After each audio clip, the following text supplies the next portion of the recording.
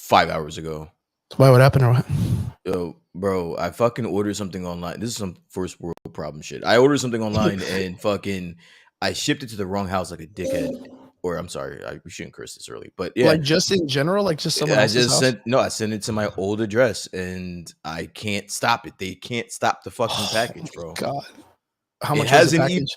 It wasn't much, but I mean, like, I would rather just you hold it at the post office and I'll come pick it up at whatever. Yeah, they're not gonna But do I that. What are you gonna do? You're gonna cancel it? I can't stop it. Apparently, nothing. Jesus, dude, Amazon sucks, man. Amazon sucks. So yeah, man, that was my fucking day, bro. How was your day? It was all right. Just a bad stomach ache from like spaghetti or whatever. Chatted poo poo. Go poo poo poo poo.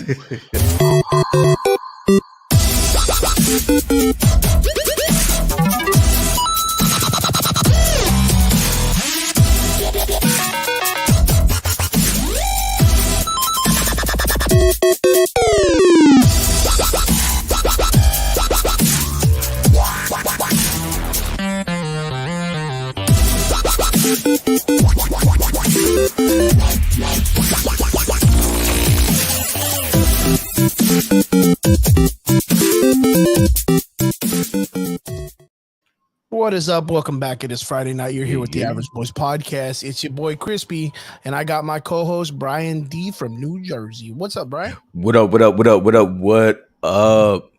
Everybody in the comments, everything. Yeah. Everything's great. Everybody, comments. Rob, big Rob up in the comment section. What is up, my dude? Everybody else, thank you guys for tuning in. We appreciate everyone. Welcome back to the show. It is 9 p.m. It is Friday night. We are here chilling out, not really doing the clubbing thing as normal. We are here just chilling. David, what is up, my dude? What up? Collectors himself, my guy, man. It's good to see you. Brian, how's your week, man?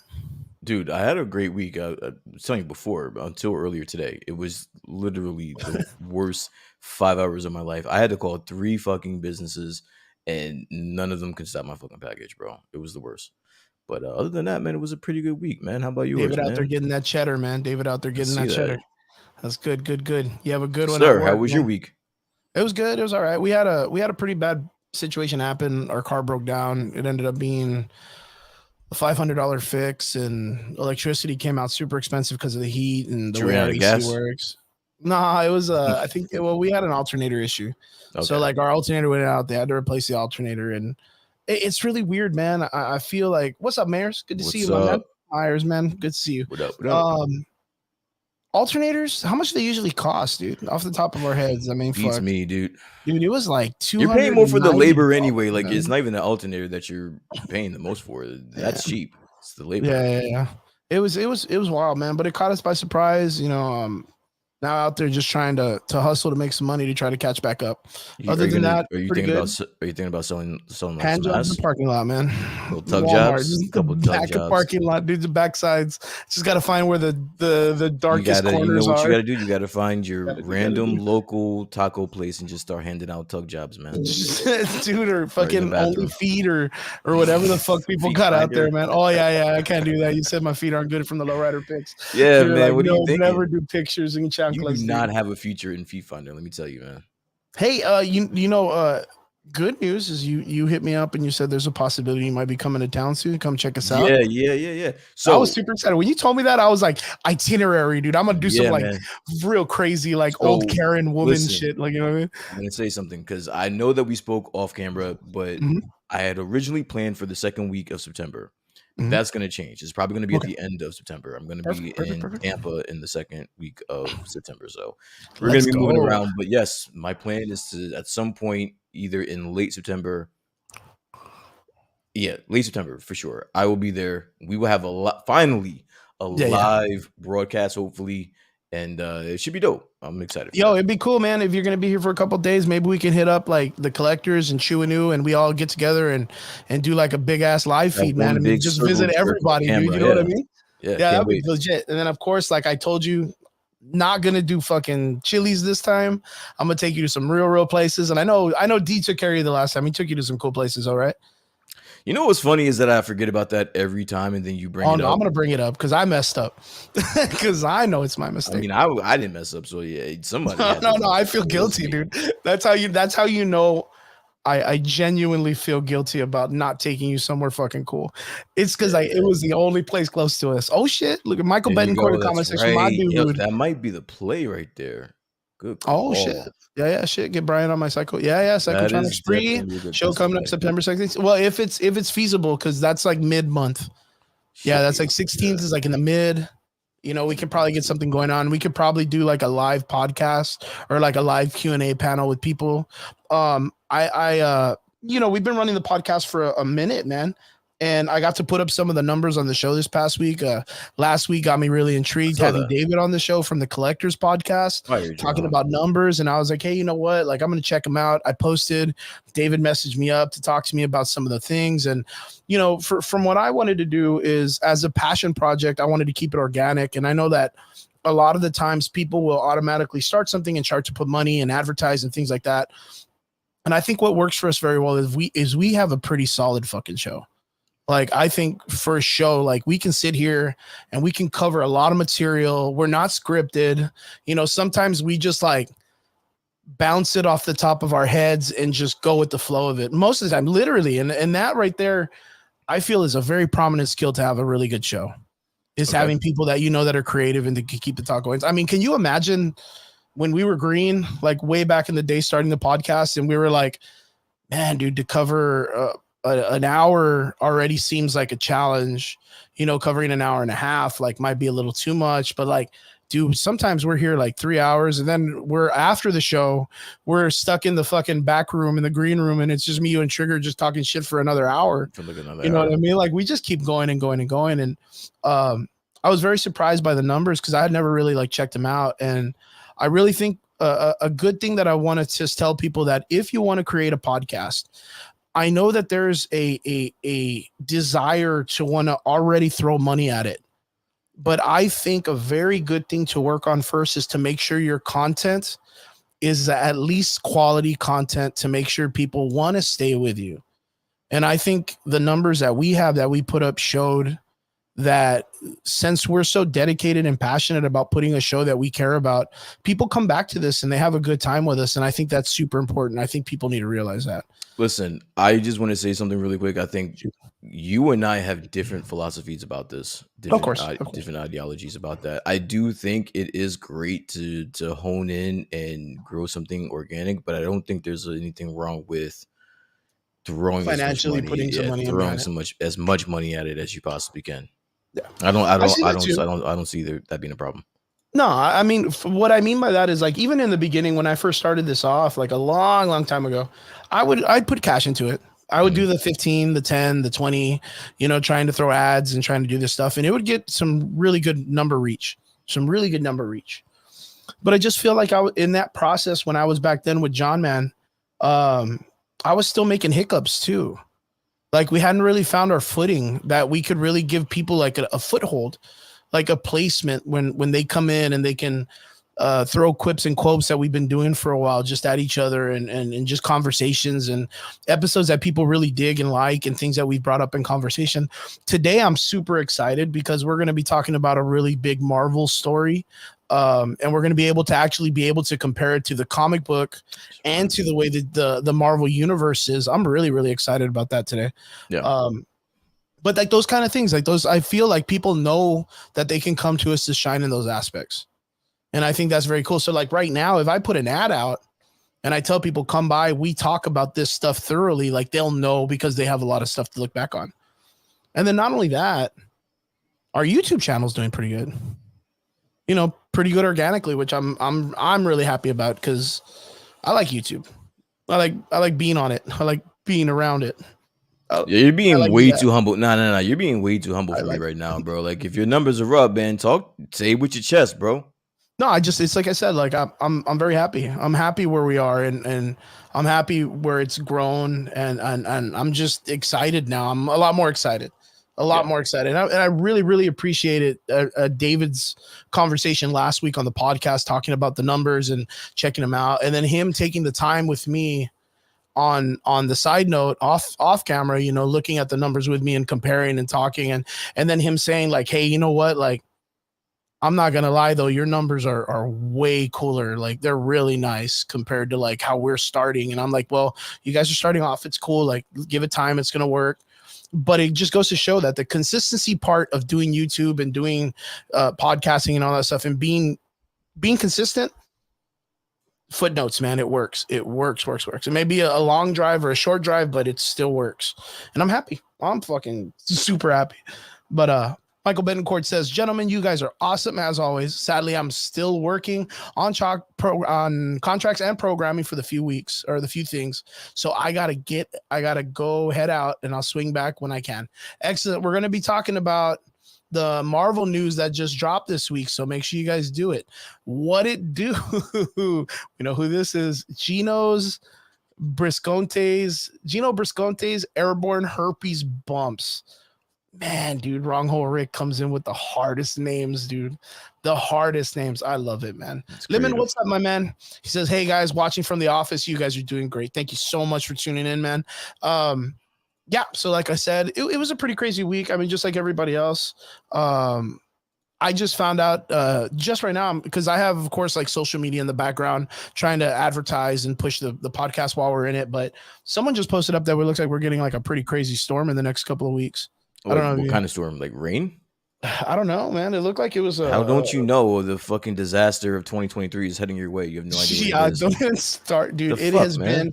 Yo, are you guys still dealing with the heat and shit like that up there? It's fucking Jersey, and you're like, it's always hot, man. Hell yeah, bro. It's always hot. I just saw it right now, and someone had posted it up, but it just refreshed. But it looked like there's a pretty major tropical storm breaching up, like in the deeper parts of the Gulf. And it looks like they're saying like it's like a 40% chance that it might head in our direction. Usually it kind of deters and goes towards like Houston and goes towards the middle of the Gulf, but like still a 40% chance. That's pretty rad, if you know what I'm talking about, man. That's pretty hardcore. So guys, make sure that you guys are up. If you're listening to the podcast and you're in South Texas, make sure you guys are up and up. Make sure you buy that toilet paper, folks. You know what's up. Make sure, just toilet paper. You don't need anything else. Why was that a thing that's so weird, yo? I'll never get over that. Why everybody went apeshit for the toilet paper? People like to wipe, man. People can just be taking a lot of shit. People just be like, man, dude, like, because when I'm scared and sick, I shit all over the place. I mean, it makes sense now that you put it that way. I tell everybody, make sure get a bidet. Get a bidet, folks. You'll thank me later. You'll thank me later when you run out of toilet paper. You have a bidet in your house? I have a bidet. You do? I do. Yeah. Straight up, right after the coronavirus, dude. Like, not even kidding, man. I was like, I'm gonna buy a bidet because that was a weird time in our lives. But I do use less toilet paper. You wasn't wiping your butthole. You would just. I was using regular toilet paper at the time. Okay, but you would just wash it. With a bidet, you don't use as much because you spray the water up. Spray the water up, and it goes all the way in your lower intestine, dude. The water goes all the way up there. You lose Chris for a half hour. We're wondering where he is. He's in the bathroom, fucking with the bidet. Giving yourself a fucking proper enema every time you take a shit, dude. It goes up like fucking goes all the way up into your intestines. We lost Chris again. He's in the bathroom. I don't think he's coming out anytime soon. Why is he yelling, man?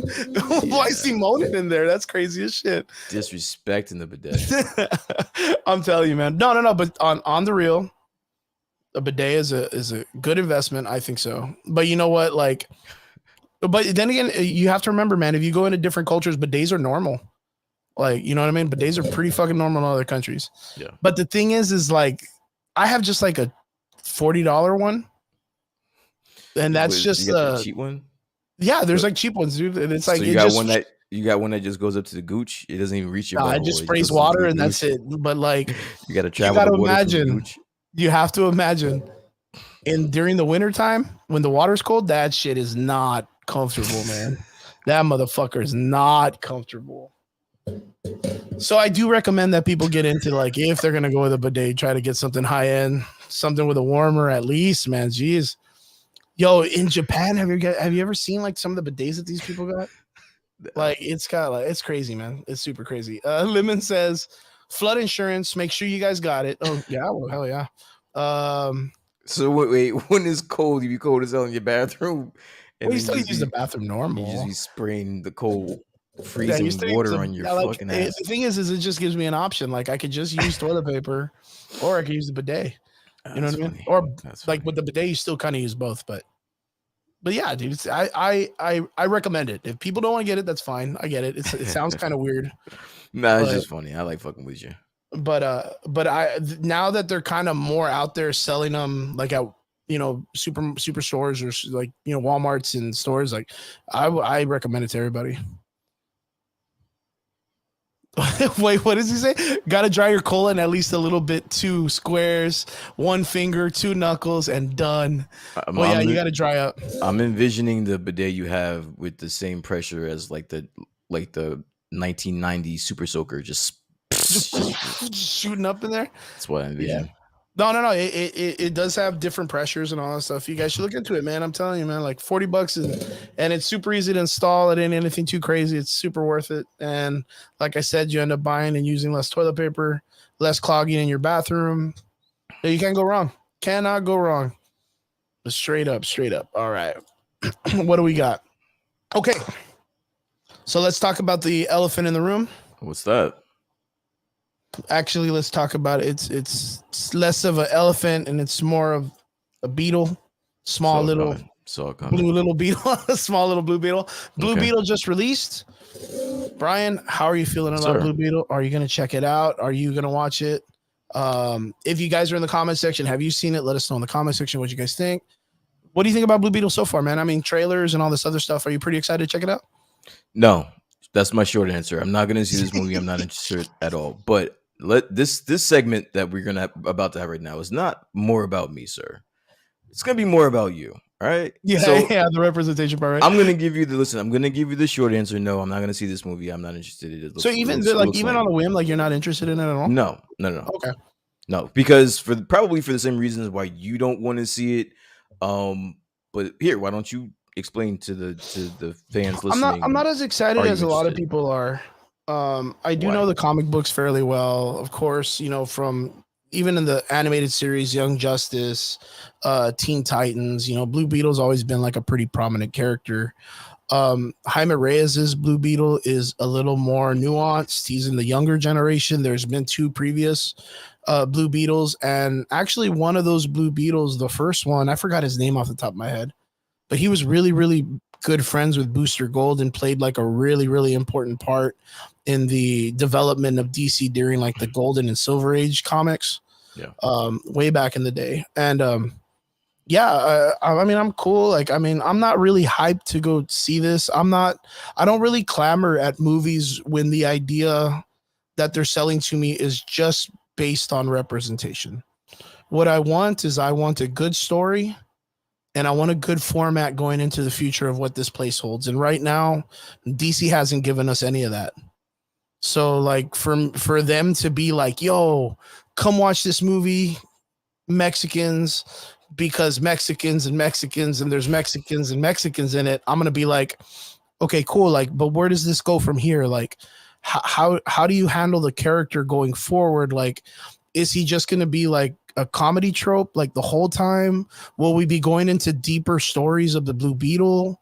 Are we gonna be going into bigger arcs like the what is it, the Judas project or the one that they had in Young Justice where they had, are they going to build a Young Justice? Like there's a lot of great story arcs that come with this that don't really have to clamor at the idea of anything of being representation. I like representation. I prefer that, but I don't want to be told that I have to like it. I want it to be organic. I want them to build a character, delve deep into the character development, and then let me like them. Don't tell me to like them. You know what I mean? Like I told you, like I came in and I bit the bullet and I said, you know what? Like Namor did really good. For what it's worth, when Black Panther 2 came out, Namor was a pretty badass character. And I was super against Namor from the beginning because I know what they did with the character. But they didn't have to tell me that I needed to like it. You know what I mean? Mm-hmm. And right now I feel like that's the thing. Like the Blue Beetle, like all the advertisement has just literally been about the representation part, which is fantastic. That's great if that's what they're going with. But from what I'm hearing from people that are just going is that the movie's mid. Like it's not really going anywhere. It doesn't really develop the characters very good. It's just Mexican jokes. Hey, here's some Mexican jokes. Well, just as a side note, I do want you to finish, but just as a side note, as of right now, Rotten Tomatoes has got a 91% audience score. Rotten Tomatoes said it was good for Secret Wars 2, man, or Secret Invasion when it first started. You know what I mean? No, it Like, didn't. It had one of the lowest Rotten Tomatoes ever. They're pretty accurate. I think the audience scores are more accurate when it comes to the oh, what was critic it? Did they have an scores. audience score up already Yeah, like I said, it's 91%. This is the audience score for Blue Beetle already? for Blue Beetle. Yeah, Mm. Well, I mean, cool, man. I mean, some people are gonna like it, and then of course, like the whole it's thing. 91%. That's more than some people.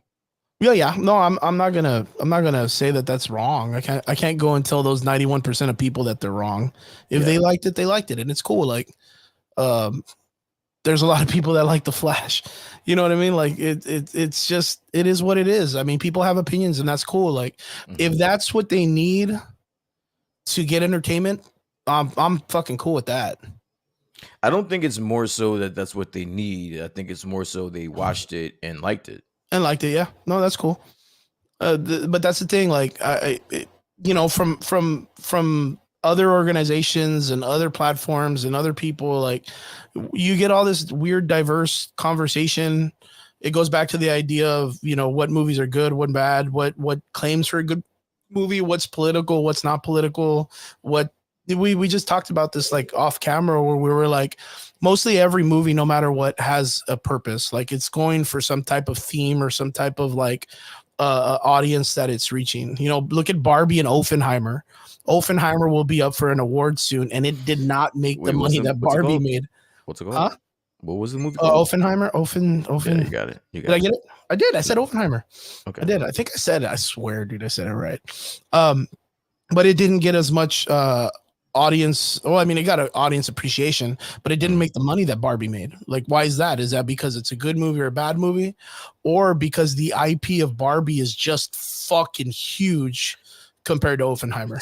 Well, that's that. Yeah. There's been girls that are like 60, 70 years old that have been collecting Still Barbies their going, entire yeah. life. Watching it 3 or 4 times. Not only that, but Barbie has a mass appeal. Like, they appeal Mhm. to a lot more people than Oppenheimer. You know what the audience for that is. Yeah, of course. So I mean, that's the thing. Like that doesn't really like signify if it's a good or bad movie. What I'm gonna see for a good or bad movie nowadays is the numbers when it comes out in the box office. Like, who goes to go see this movie? Because the thing is like we said, there's been times where we've noticed that Rotten Tomato just like boom throws some type of weird ass rating up, and it's fucking super high, and everyone's like, this movie sucks. Like, literally. And that's my only thing. Again, if the 91% was on the side of the critics, I will agree. They have been completely off for some of the bigger movies that have released. But the audience score is usually spot on. They're not really too far off from where the consensus is about a movie. So the fact that it's 77% for the critics and 91% for the audience, I think it should be worth a shot. Now, am I going to see it? No. Okay. But I think that if this were a movie where it was a representation of African Americans, I would go see it. You'll go check it out just to check it out. I would go just to support it, because I was saying off camera, it's not even about this movie. This movie could blow. You know what I'm saying? So it's not even about that. It's about, I want the Mexican actor to get another gig, or the director to get another gig. You know what I'm saying? So it's kind of like in that support.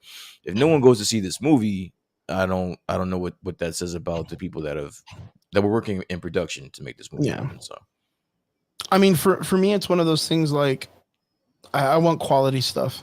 Yeah. And I understand that these people are all trying to get work and do this stuff. And then not only that, the writer's strike is going on, and they're fighting a huge titan that they're fighting against to make sure that they get some living wages and working wages and whatnot.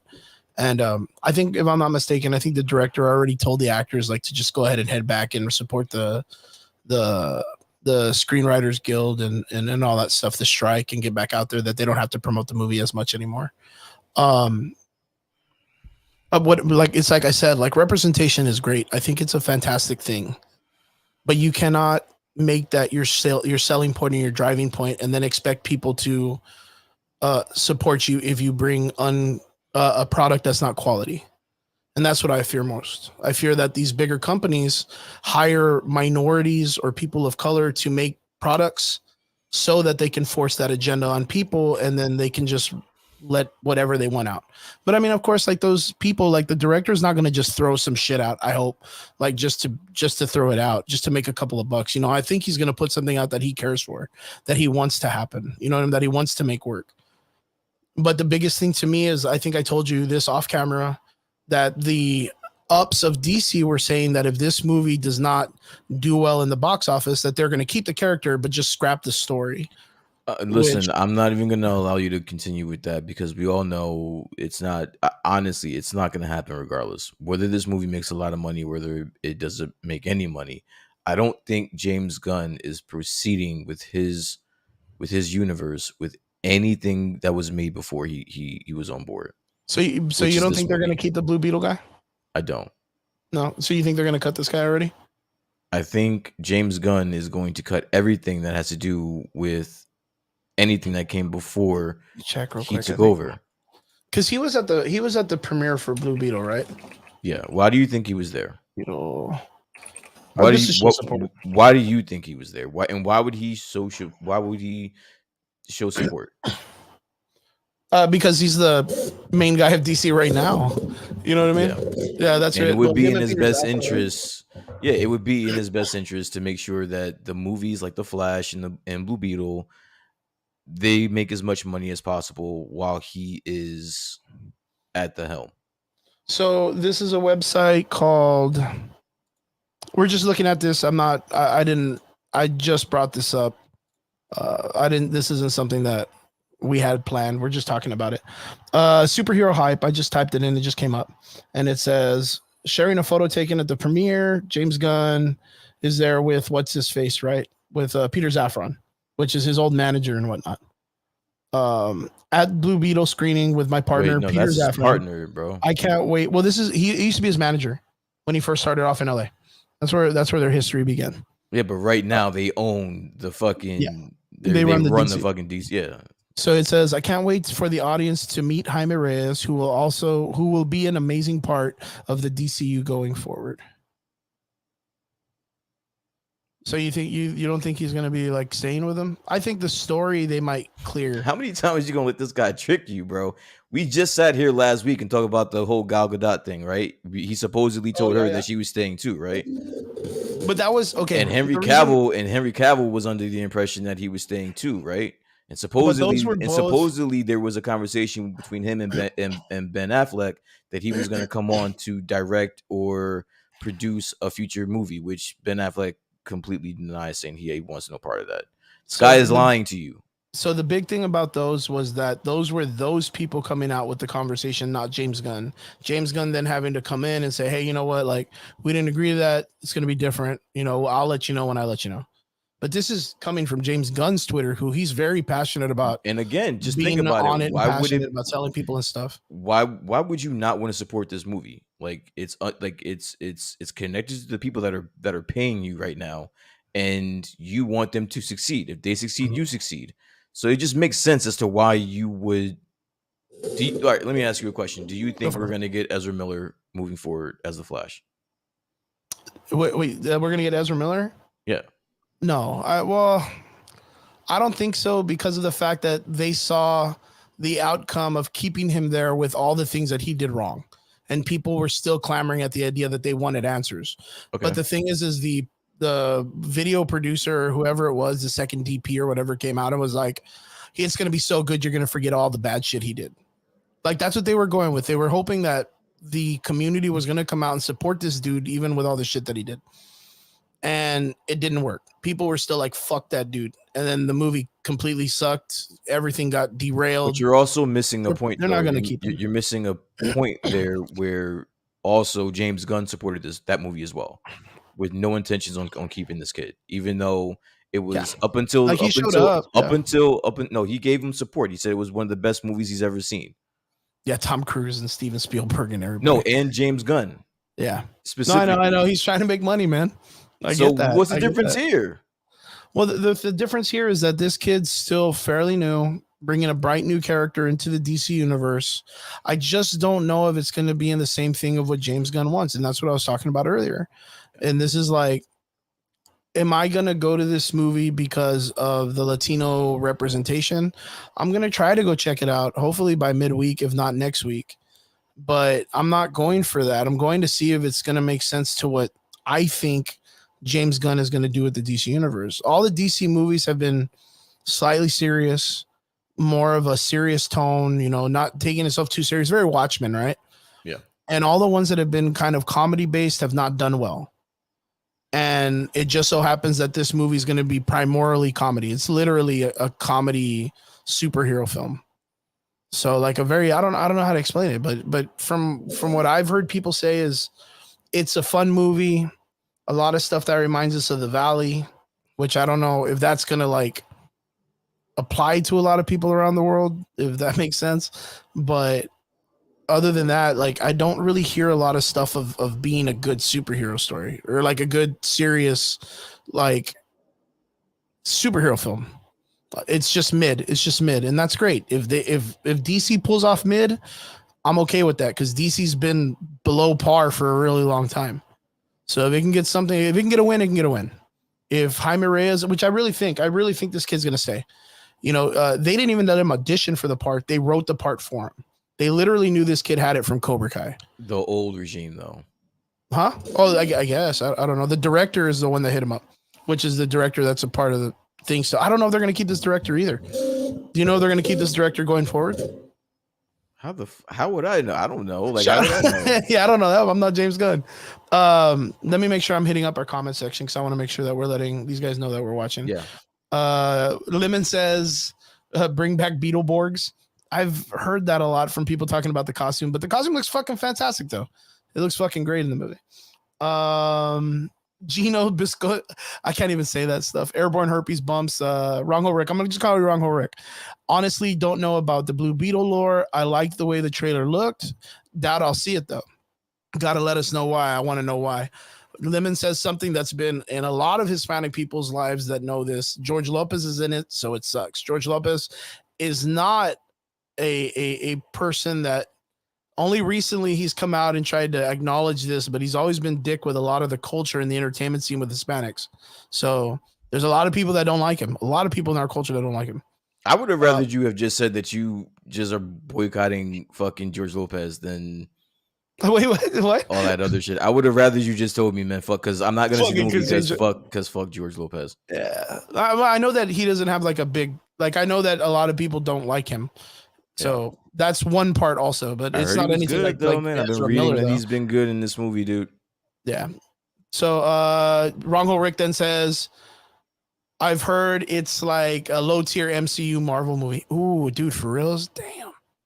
Yeah, people like Tom Cruise. If you consider him a people, I don't give a shit what color you are. Are you creative? Do you listen to the fans? Do you honor the source material? That's all I give a crap about. I don't want to say the bad words too much. But you know what? Okay, so I think we've reached a part in film and Marvel and DC and all this stuff that it's hard to stick to the source material. It's hard. Like you have to modify it. You just can't. You just can't. They're too deep in the mess. I mean, James Gunn, for what it's worth, since they're doing a whole recap and a redo and all this shit, like maybe he goes back and sticks to the source material a little bit more, but like we're way past source material now, man. I mean, look at Secret Invasion. Like Secret Invasion was like a hard hit. It was a hard hit on source material. He also Henry Cavill put out a video saying that he was going to play Superman again. And like 2 days later, James Gunn was like, nope. James Gunn was absolutely not. And then Wrong Ho Rick says, I'm sick of comedy superhero movies. Hey, Rob comes in and says Blue Beetle was a Valley brother. Oh shit, that was a Valley bro. So okay, so I know for sure my boy Biggie Robert Flores in the comment section that you've seen it. Write us a little thing what you think, and I know you like that movie because Rob loves everything, man. Rob loves everything, but let me know and be a little critical. I want you to be a little bit critical. No one's gonna dislike you if you're a little bit critical. All right, I want you to tell me what you truly think. I know it's funny. I know it's a comedy, but like, what if you loved it though? Like, what if he loved it? What if he doesn't have anything bad to say about it? I know, dude, but Rob loves everything. Rob loves everything. He saw Strays and he was like, "Yo, that movie was awesome." Dogs were like banging each other in the I'd beginning rather of the movie. watch. Honestly, I would I'd rather rather watch Blue watch Beetle. Strays. I would rather watch You would watch Strays Strays and Blue Beetle? personally. Yeah, that looks Oh funny. shit. I would I rather like that. watch I like that kind of Blue Beetle. humor. Oh, okay. So you're okay. Well, that makes Yeah. sense. Hey, yo, what's up, Valdez? By the way, what's up? What's up, man? Thank you for coming in. Thank you for coming in. But yeah, so you're probably not going to see the Blue Beetle. I'm going to try to check it out within a week or so. I'm not super hyped about it, but I do want to see it. I want to see what James Gunn's got going on. If this is what he said it was going to say, like where he was like, Blue Beetle is officially going to be the first character and first story of our new DCEU going forward. Where would you Like, put him? huh? Where would you put him? In Young in Justice. in in the Young Just Young Justice? Justice. Yeah, that's it. That's it. Like that's as far as it goes. But that's like Damian Wayne's is coming out because they know they're doing the Batman story with Damian Wayne. Mhm. You know what I mean? Power Girl, they're going to be doing the Amazonian woman. I mean, the possibilities are there. Like the possibilities are, and Young Justice, that animated series and that comic book has a lot of people that support that shit. It's a great story. It does have possibility to be something really, really good. I think so. But they just have to do it right. They got to do it right. And the thing is comedy So you're works telling me that better. James Gunn's Endgame You is know Young what? I'm going to say Justice? this right now. I really think that what James Gunn is going to do is he's first going to do Teen Titans, and then their Teen Titan movie is going to go second to Young Justice, and that's going to be them going to their next like adult iteration of their characters. That's going to be How their long do you next think growth. that's going to take? That's going to take a long motherfucking time, You man. think James Gunn is going to be around that long? Yeah. He'll kick it. I mean, he'll be here. I mean, he's what, He said he'll kick it. mid-50s. He'll be like That 70. motherfucker is going to get fired in the next 4 years, bro. Yeah. I mean, look, watch. This is the way I see it because this is the way DC works. If he makes some movies and it makes them money, they don't give a fuck. They'll be like, cool, here's some more cash. Go make us more money. And they don't give a shit what he does. Like fucking Swamp Thing can come out and just lay a fucking wiener all over like whatever city he's in. It's just a big tree wiener. And if it makes cash, like Warner Brothers is like, all right, cool. Like run with it. I don't care. As long as it makes some money, they don't give a shit. And right now, I think just like every other more major corporation, like they just need to make money. They just need to make money. And it just so happens that they lucked out that they got a director that people like, James Gunn. Like people like James Gunn. They like his work. Guardians of the Galaxy 3, Guardians of the Galaxy, the trilogy, like that's what he's laying on as his like, yo, this is my resume. Like, don't look at Suicide Squad. Look at my Guardian stories. Don't look at Slither too much. Look at my Guardian stories. Like, but it's not wrong. I mean, he did a fantastic job with the Guardian story.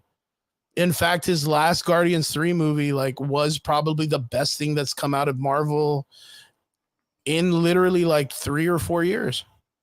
Like that's sad. That's sad to say. That's really sad to say because they've released a lot of fucking material.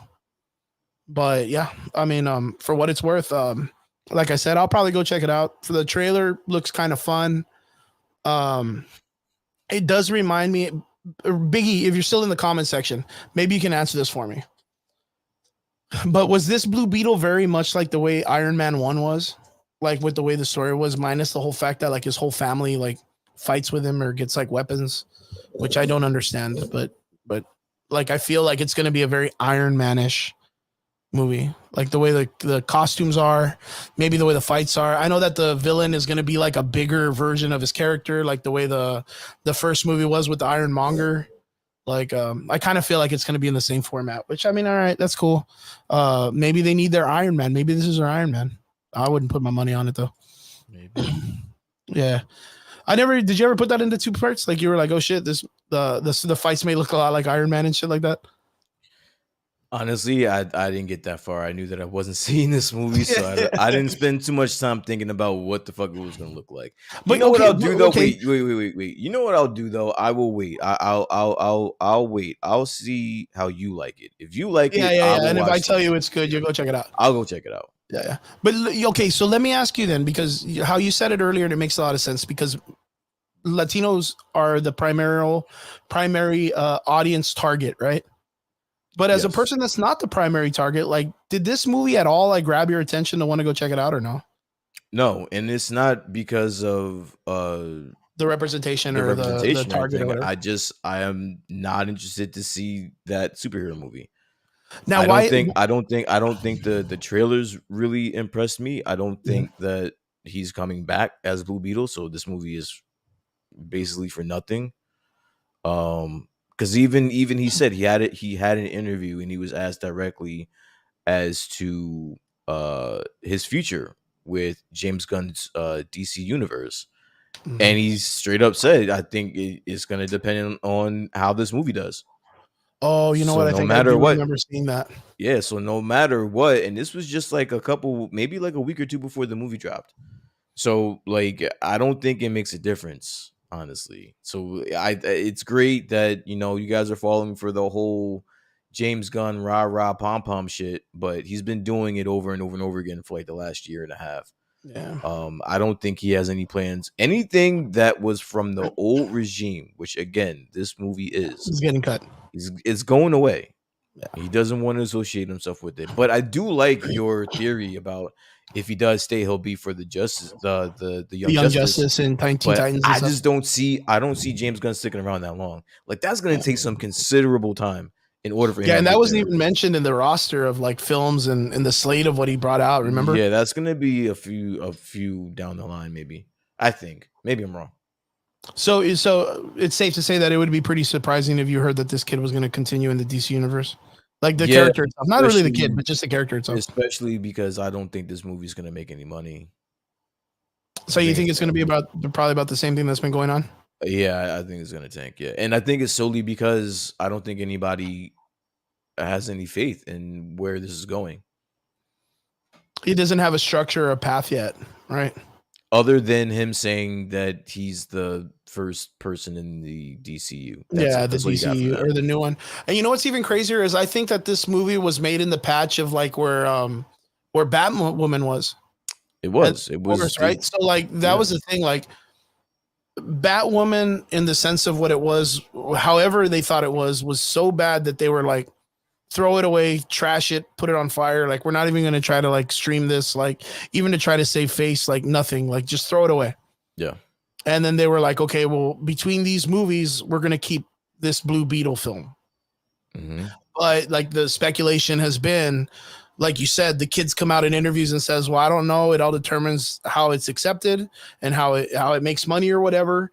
James Gunn has come out and said, hey, you know what, like I'm really excited for him to be in the DC universe. But on the aspect of it too, the other thing was like what I said, what I had heard, which was like they're saying it's either the character's story does not stay because it doesn't get a good it doesn't make a lot of money or it doesn't get a lot of acceptance, and then they just get rid of it. They're not afraid to cut characters. Like we saw that with Batwoman. Like we saw that there, and that was extremely confusing at the time because we were all like, wow, they cut a whole ass movie and they're not even going to show it. Like this had, I mean, the joke was like, oh, this movie had to be shit. Like, oh, it had to be super bad. But I mean, we've seen bad in the last couple of years, and I don't think a movie can be really, really that bad.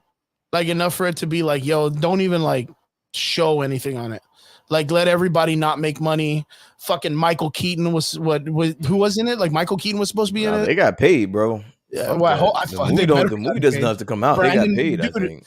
even on that, Brandon Fraser has been on an uptick for like the last 2 years because of all the drama he dealt with back in the day, and then his comeback story. Right, the whole Mhm. comeback story to Brandon Fraser, and he was the major villain in this film, and they cut that fucking film. Like that's a crazy move to do. That's a crazy like piss off the fans kind of thing, right? Brandon Fraser could have PR'd that shit and rotated it and made it a whole like they hate me and then just get everybody to hate fucking DC and Warner Brothers altogether if they wanted to. I think they're You know doing what a I good mean? job. They're doing a good job without Brandon Yeah, Fraser's fucking it up help. all on their own, right? Yeah. Yeah. So I mean, it is what it is. I wasn't excited for a Blue Beetle film when they said they were going to come out with it. I was more surprised they were going to do that rather than like a Robin film or a Raven film or one of the primary more important characters of the teams like Robbie Reyes. I guess he's a cool fine. But you know what this reminded me of? Fucking party pooper, bro.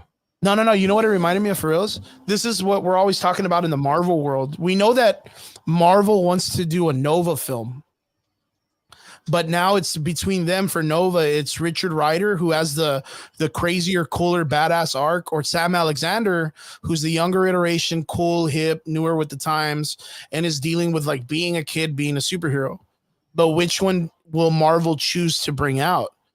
Story wise, richer story is going to be Richard Rider, but Nova's going to target to a younger generation and a younger crowd. You know what I mean? This is like almost the same format. Blue Beetle has a very rich history in the older characters, but the Jaime Reyes character is the younger one, Teen Titans, comedy, funny, and all the animations and all the video games. Like, he contributes more to the younger generation of the crowd. And I that's the only reason I think that they went with this character, is because he's more in media now than the two older characters. But I think they missed that opportunity to grow an organic character. They could have done an origin story, half of it, then send the Beetle to this guy, which I hope they do. So, Robert comes in the comment section and says, all right, Blue Beetle, I liked it. I liked it because of the Mexican culture. Do you like the grandma? The grandma was kind of cheesy, super cheesy. And that was the complaint. And it would have, I think it would have had to be the money, or I don't know. You know what he's saying there? He's saying that if he had the money, he would watch the movie. Like, he's recommending. Okay. If you got the money, if you got the money, go check it out.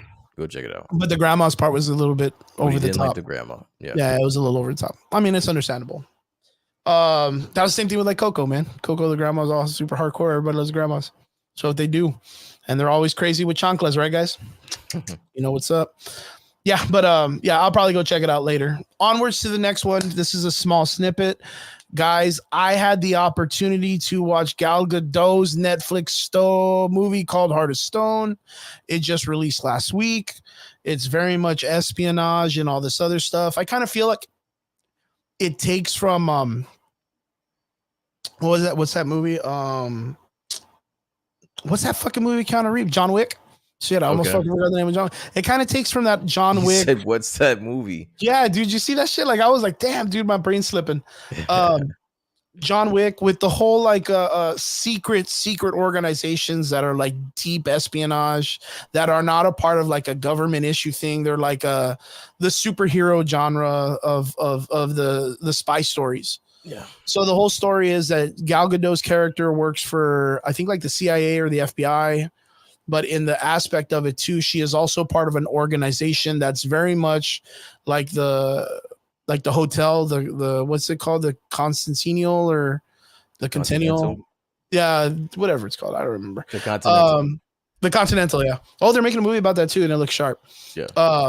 It's kind of like that because she is embedded in the CIA, part of this like other organization, and they're trying to stop, you know, crimes, terroristic threats, and all this other stuff. And then the story is there's a group of people that are after their equipment that they have that makes them one step above the rest. Okay.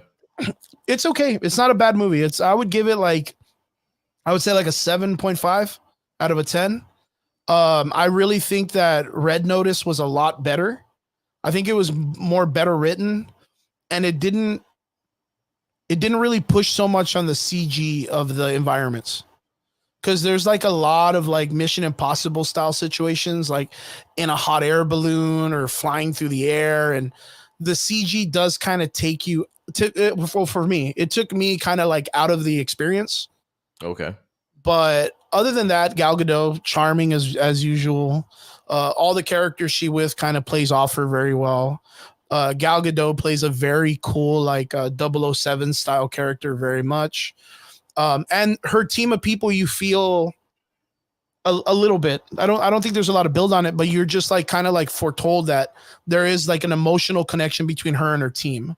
One, the CIA team that she makes relations with previous, and then of course the Stones, the Heart of Stone guys or whatever they're called, like in their team also. Like they have just two separate teams. It's just really weird. But she's kind of like forced to make decisions that she has to be like the rebel in the organization. Gotcha. So it's a good watch. I mean, it's, you know what, it's one of those things. Like if you're going to be doing something, you want something in the background. It's very much that kind of movie. So it's background noise. Yeah, it's like a yeah, because Red Notice, like, that takes your attention. Okay. Because The Rock, Ryan Reynolds, and Gal Gadot all together, they bring such a dynamic to the film. I got kind of like with like the chase scene later on, like it was a little too much, like too long. But their acting together was very, very good. You know, the comedy. I don't know, man. I don't think you sold me on that movie, to be honest with you. I think I'm Which gonna one, skip Red it, Notice man. or what? I know the Heart of Stone. You said it's background noise. I'm not fucking watching that. I mean, to me, it's just one of those movies that you would be like, well, I don't got much to do. I guess I'll put something on. And then you just know how watch much it. content is out there in the world, bro? I'm not gonna waste my fucking time. Yeah, it's kind of like that. But you know what? Like, could I recommend this? I mean, yeah, dude, if you're gonna drink like a hot coffee and it's cold and you want to get in a blanket and shit and you want to watch some That's Christmas what this movie special, makes you want to do. It's like a fucking Christmas special, dude. Make some hot chocolate real quick. Yeah, and just fucking coil up and get all Gal Gadot in a couch and shit. Watching. Get all Gal Gadot in the couch. Yeah, other than that, the movie's it's all right. It's all right. All right, I'm gonna pass. I bet you it was probably better than Blue Beetle though. Hard pass. Yeah, no, I honestly I don't know. I'm banking on this. I'm banking that you're gonna come in here next week and on camera you're gonna have to say to me and everyone else listening. Oh, dude, I'll say it. I like this movie. I'll say it.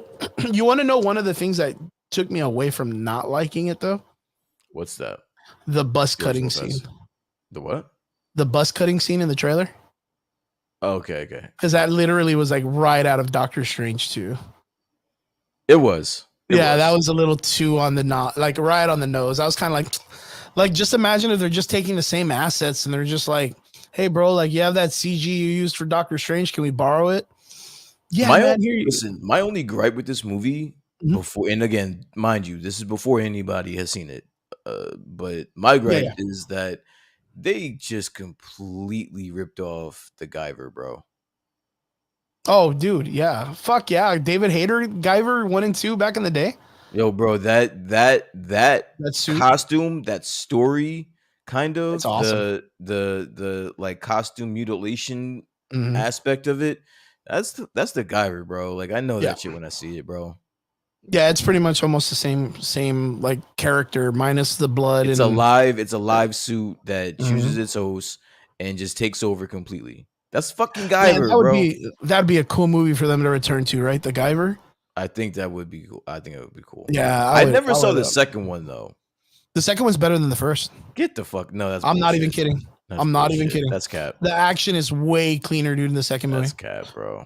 Straight. The Guyver one was good. I can't believe that the second one is better. Guyver one was wild as shit. When you see Mark Hamill turn into a fucking cockroach, and you're just like, "Yo, that was Luke Skywalker, my dude." Fucking Luke Skywalker. Dude. What are you doing, man?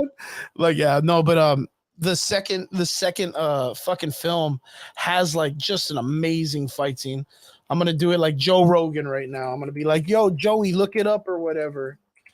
Or what? I'm hard to believe that that second movie is better than the first one. The first one really wasn't even that good. It was just really wild for the time. Yo, I don't even know. I don't want to show blood, dude. Listen, listen. You don't have to play it. Check it. I got you. You got me. Hold on, I just gotta I'm gonna try to get past the commercials real quick. But yeah, dude. So tell me, dude, Guyver, can you hear it? I don't want to be too loud.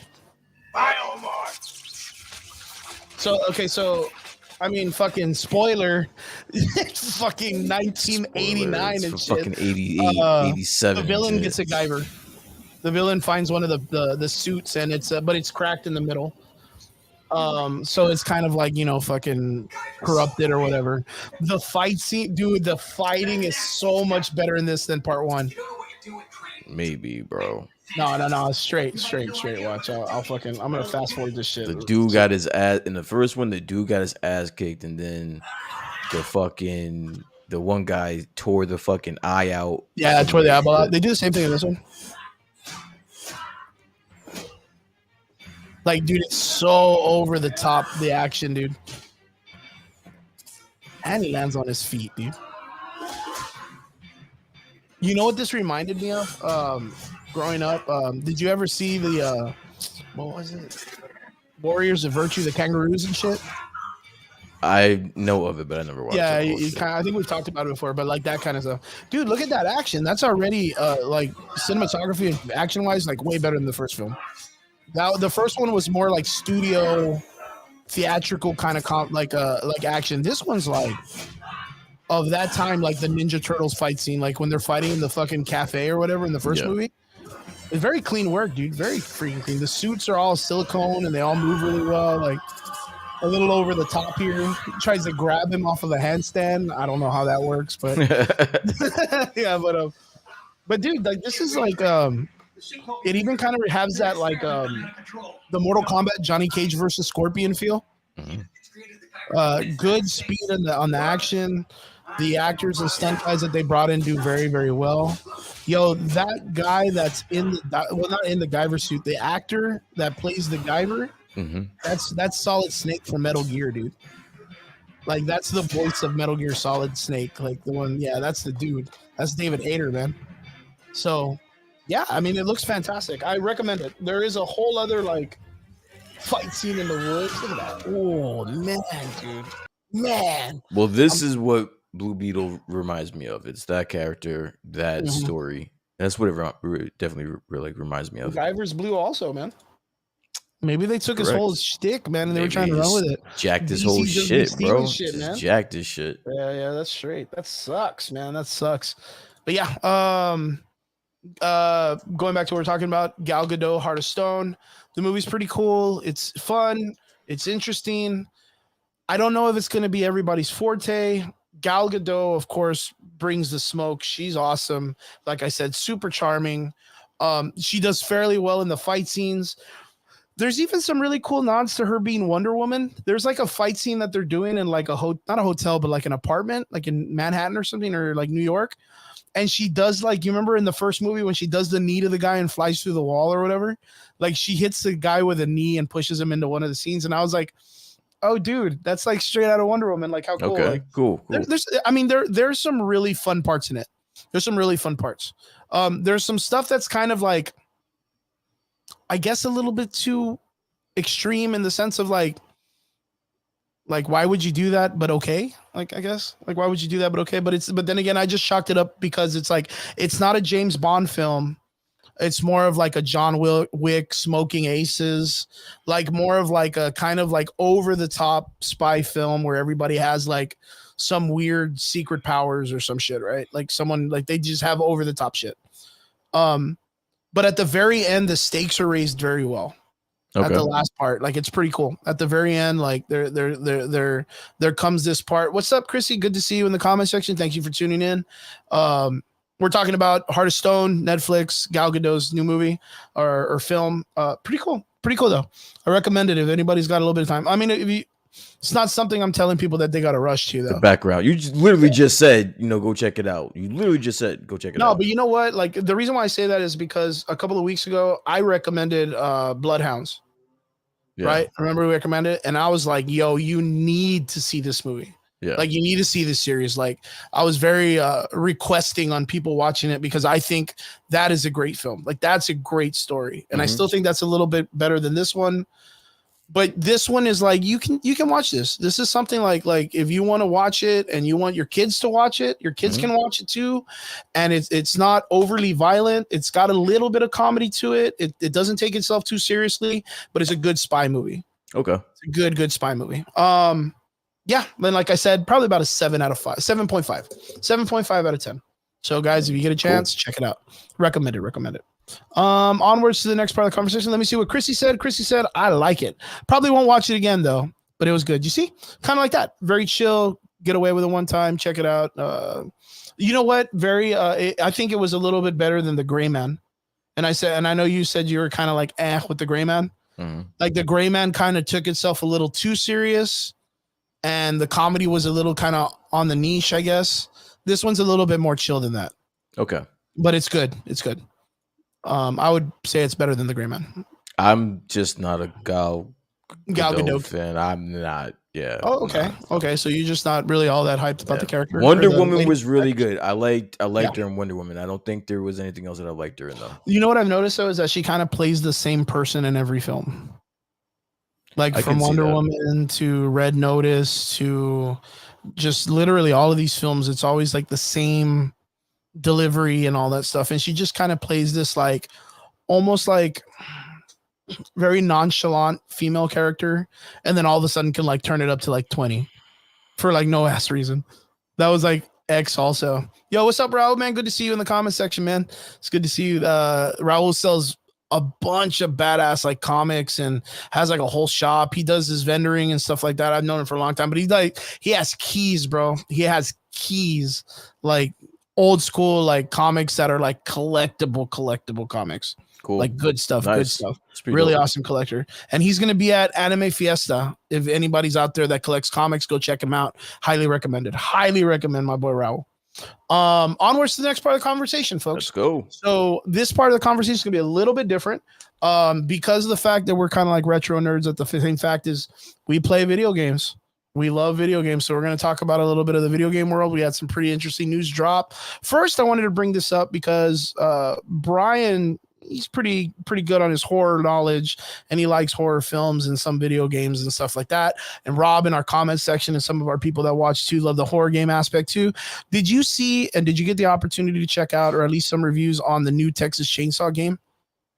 Honestly, I haven't played it at all. I have seen some people play. So I've been watching like some streams of people playing. They're pretty good. But I'm not a big fan like even of like the what was it? The not Nightmare, fucking Friday the 13th game that Oh came yeah, out. yeah. I wasn't I played that, but I wasn't a big fan of that game, and I think this game is like similar. So I'm not gonna buy it, but I do like watching people play. That makes any sense. Yeah. See, I'm not like a big horror fan. The only horror games that I kind of like that I'm really about is I'm a really big person that's driven by story, and the Five Nights at Freddy's story from where it started and where it's turned into kind of reminds me of the Treyarch Zombies storyline from Black Ops with Tank Dempsey, Takio, Nikolai, and Richtofen. I don't know if you remember like the old school zombie video game that had like the German scientist that's like always making fun of you and shit like that. That Okay. storyline, the Treyarch storyline, is huge when you get it breaking down, and it's all multiverse and like just a big heist, like a multiverse heist. It's really, really well written for it being based on something that was just like a mobile flash game to turning into something super grand because of the fan base. Like I really like those kind of stories, and that's where Five Nights at Freddy's has me. That's why I'm really excited about like where they are with the film and the books and even with the new series and the movies. But I did see that they released the Texas Chainsaw Massacre game, and I think that's Sure from the did. popularity from like recent horror games like Dead by Daylight, Friday the 13th, where you have this like co-op style game. You can get with your friends. One person's the killer, everybody else is trying to do some type of not experiment, but like they have to get some projects or things done, goals done to be able to escape the process, right? And that's what I kind of feel like. Is that what this kind of game is like, kind of like clamoring to? Like, Yes. okay, so it's in the same format. So in with this game, like when you're watching the streams or anything like that, Rob, I know Rob bought it. He got to play it the other day too. Are you able to do anything about like when you're fighting or like when you're running away from these guys? Because I've noticed like that's what didn't intrigue me about like Dead by Daylight and stuff like that. Is like all you can do is run. I think you have to. Your objectives is like to turn on a generator or to do something to be able to leave traps, and you're just constantly running. But like Friday the 13th changed it a little bit where you can do something to stun the Jason character. And I wonder because in this game, if I'm not mistaken, you're fighting against Leatherface and the family. But are you able to do stuff that actually like to injure them, to maim them, and then you can get away easier? Or is it constantly like they're like no power level? You just have to keep running at all times. Like, do you know? Honestly, I don't know. Like no. See, because that's the only thing that trips me out. That's why I'm not really like hyped about those kind of games. I always like having the thing that, Resident Evil, right? If you're playing any of those games, you can literally beat the entire game with just a knife. Like you can kill every villain. You know, it takes time and a lot of video game skill to just like kill someone with just a knife. It's like the most basic weapon, but the possibilities there. Mm-hmm. But in Dead by Daylight and Friday the 13th, those games, like there's no way to end the villain. You're literally just having to find a way to escape. Yeah. So those kind of games, like they don't really catch my eye too much. But like, is this something that like you as a gamer, like, do you like to play these kind of games? Again, I don't mind them. I don't run to them at all. I'm usually gonna buy this. Like, if I were to buy this game, I'm gonna buy it if it's on like discount or something in like the Oh, PS, okay. like the PS store or something like that. But like to rush out and get it, no, probably not. I am like I said, like even right now, I'm watching a walkthrough, not a walkthrough, but like somebody streaming. Like the graphics look great. Like It looks fantastic. it looks fucking amazing, to be honest with you. But if I want to play it, if I want to spend the time to do it, probably not. Yeah. At least not at like the full price point. I'm sorry if I sound cheap or whatever, but I'm not going to spend that Chrissy much. in the comment section says, "Good horror is hard to find. I think the video game I think video games have the best imagination when it comes to the storylines. So I'll be looking more into this game." And I think if I'm not mistaken, I think Rob told me there is a single player variation of this game. So like you can play just by yourself against like computers or whatnot. But I wonder if like when you play the game solo, does it play out the way the movie plays out? Like, are you going through like the entire film all the way to like the last characters running and the Leatherface is chasing you with the chainsaw, right? Yeah, I don't know. I didn't see anybody go through like what the Solo. game is. Well, no, I've watched Oh, Solo, okay. but I haven't seen them like have the game explained. I'll Oh, jump in okay. like midway and then just watch them like run through the house, run through the basement, things of that nature, like searching tackle boxes and shit. Like it's Yeah. just like I would watch like a little bit of that and then I turn it off. But I'm looks probably gonna be cool. in the same boat. The game doesn't grab me yet when it comes to like a story, but I do feel like it's like a co-op style, like with friends kind of gameplay. That's what I kind of think it appeals to. So I'll probably just end up probably watching it on stream, wait a little bit, see if it's any good, and then go from there. But in the gaming world, we also got some other news too. We have, of course, Warzone, probably one of the biggest story video games in the world, the Call of Duty franchise, the Modern Warfare franchise, has got some big news going on. They're about to have a really big update coming up soon, and they are bringing back one of the characters from a historical part of the video game, right? Makalov is going to be making his return, which is a really, really big character in the history of Modern Warfare. Are you a player of the Modern Warfare games? Not anymore. I haven't played in a very long time, but I know you used to play. Are you excited to have Modern Warfare 3 coming out? You know what? Like, I kind of like stuck my feet in the ground and kind of stood my ground when it came to what happened to Nick Merckx and Dr. Disrespect and Tim the Tap Man when they went and made an opinion and the companies went after Activision kind of went after them and you know kind of tried to tear them down, and I really don't think that they were in the right set. So ever since then I really haven't been excited for something like Activision or Call of Duty or Modern Warfare or anything like that because of that situation. So I'm kind of like stuck in the mud here because like, yeah, like the Makarov story is like a very, very interesting story with him and Soap and the guys from back in the day. Like, you know, I want to see where the story continues on. Yeah. And not only that, for me, I'm really excited because I ended up even hearing that they were bringing the Treyarch team to work on zombies coming to Modern Warfare 3. Now, for me, hearing that Treyarch is coming back, I just mentioned this a little while ago. I'm a really big fan, and I think that the greatest zombie shooter game ever has been Black Ops 2, Black Ops 3 when it came to the zombie story. Mm-hmm. That's the Treyarch zombie storyline. If anybody wants to go check it out, it's wild. There's a bunch of like, you know, stories and lore explained. It'll be like an hour to watch. But it deals with all of this like cool like multi-travel and 3 different teams and you know them dealing with like God and and God splits in half and creates his like darker variations, and both of them are clamoring at the existence of life and creating them. So it's super crazy, man. It's super crazy. But I remember, of course, what gets me excited about that is because I remember when they initiated the story into the maps for the first time. Black Ops 2, when they brought in like that Western map. I think it was called what was it called? Dead something. I can't remember. That was so long ago. They brought in like a Western map where it was like Western underground in a cave, and then like they had Skyline and they had all these other different maps and so Shinonuma. They had a bunch of cool maps, man, and they were initiating this idea that there was this guy named Monty. You know, they have this one thing in the thing, like in the game, they have all these chalk guns drawn on the wall. They're kind of like, well, how did those get there? How do you get guns from it? Like what creates that thing, that magic? What's a mystery box? Who made the Pack-a-Punch? You know, who made a Juggernog? Who made a Speed Cola? Who made all the machines you drink from, Quick Revive and all that stuff? And that's where it got really, really deep into the lore, and that's where it became really cool. Who the fuck knows the lore of Call of Duty, bro? You I'm just telling pick you, up a it's super fucking crazy. gun. You pick up a fucking gun and shoot your fucking friends, bro.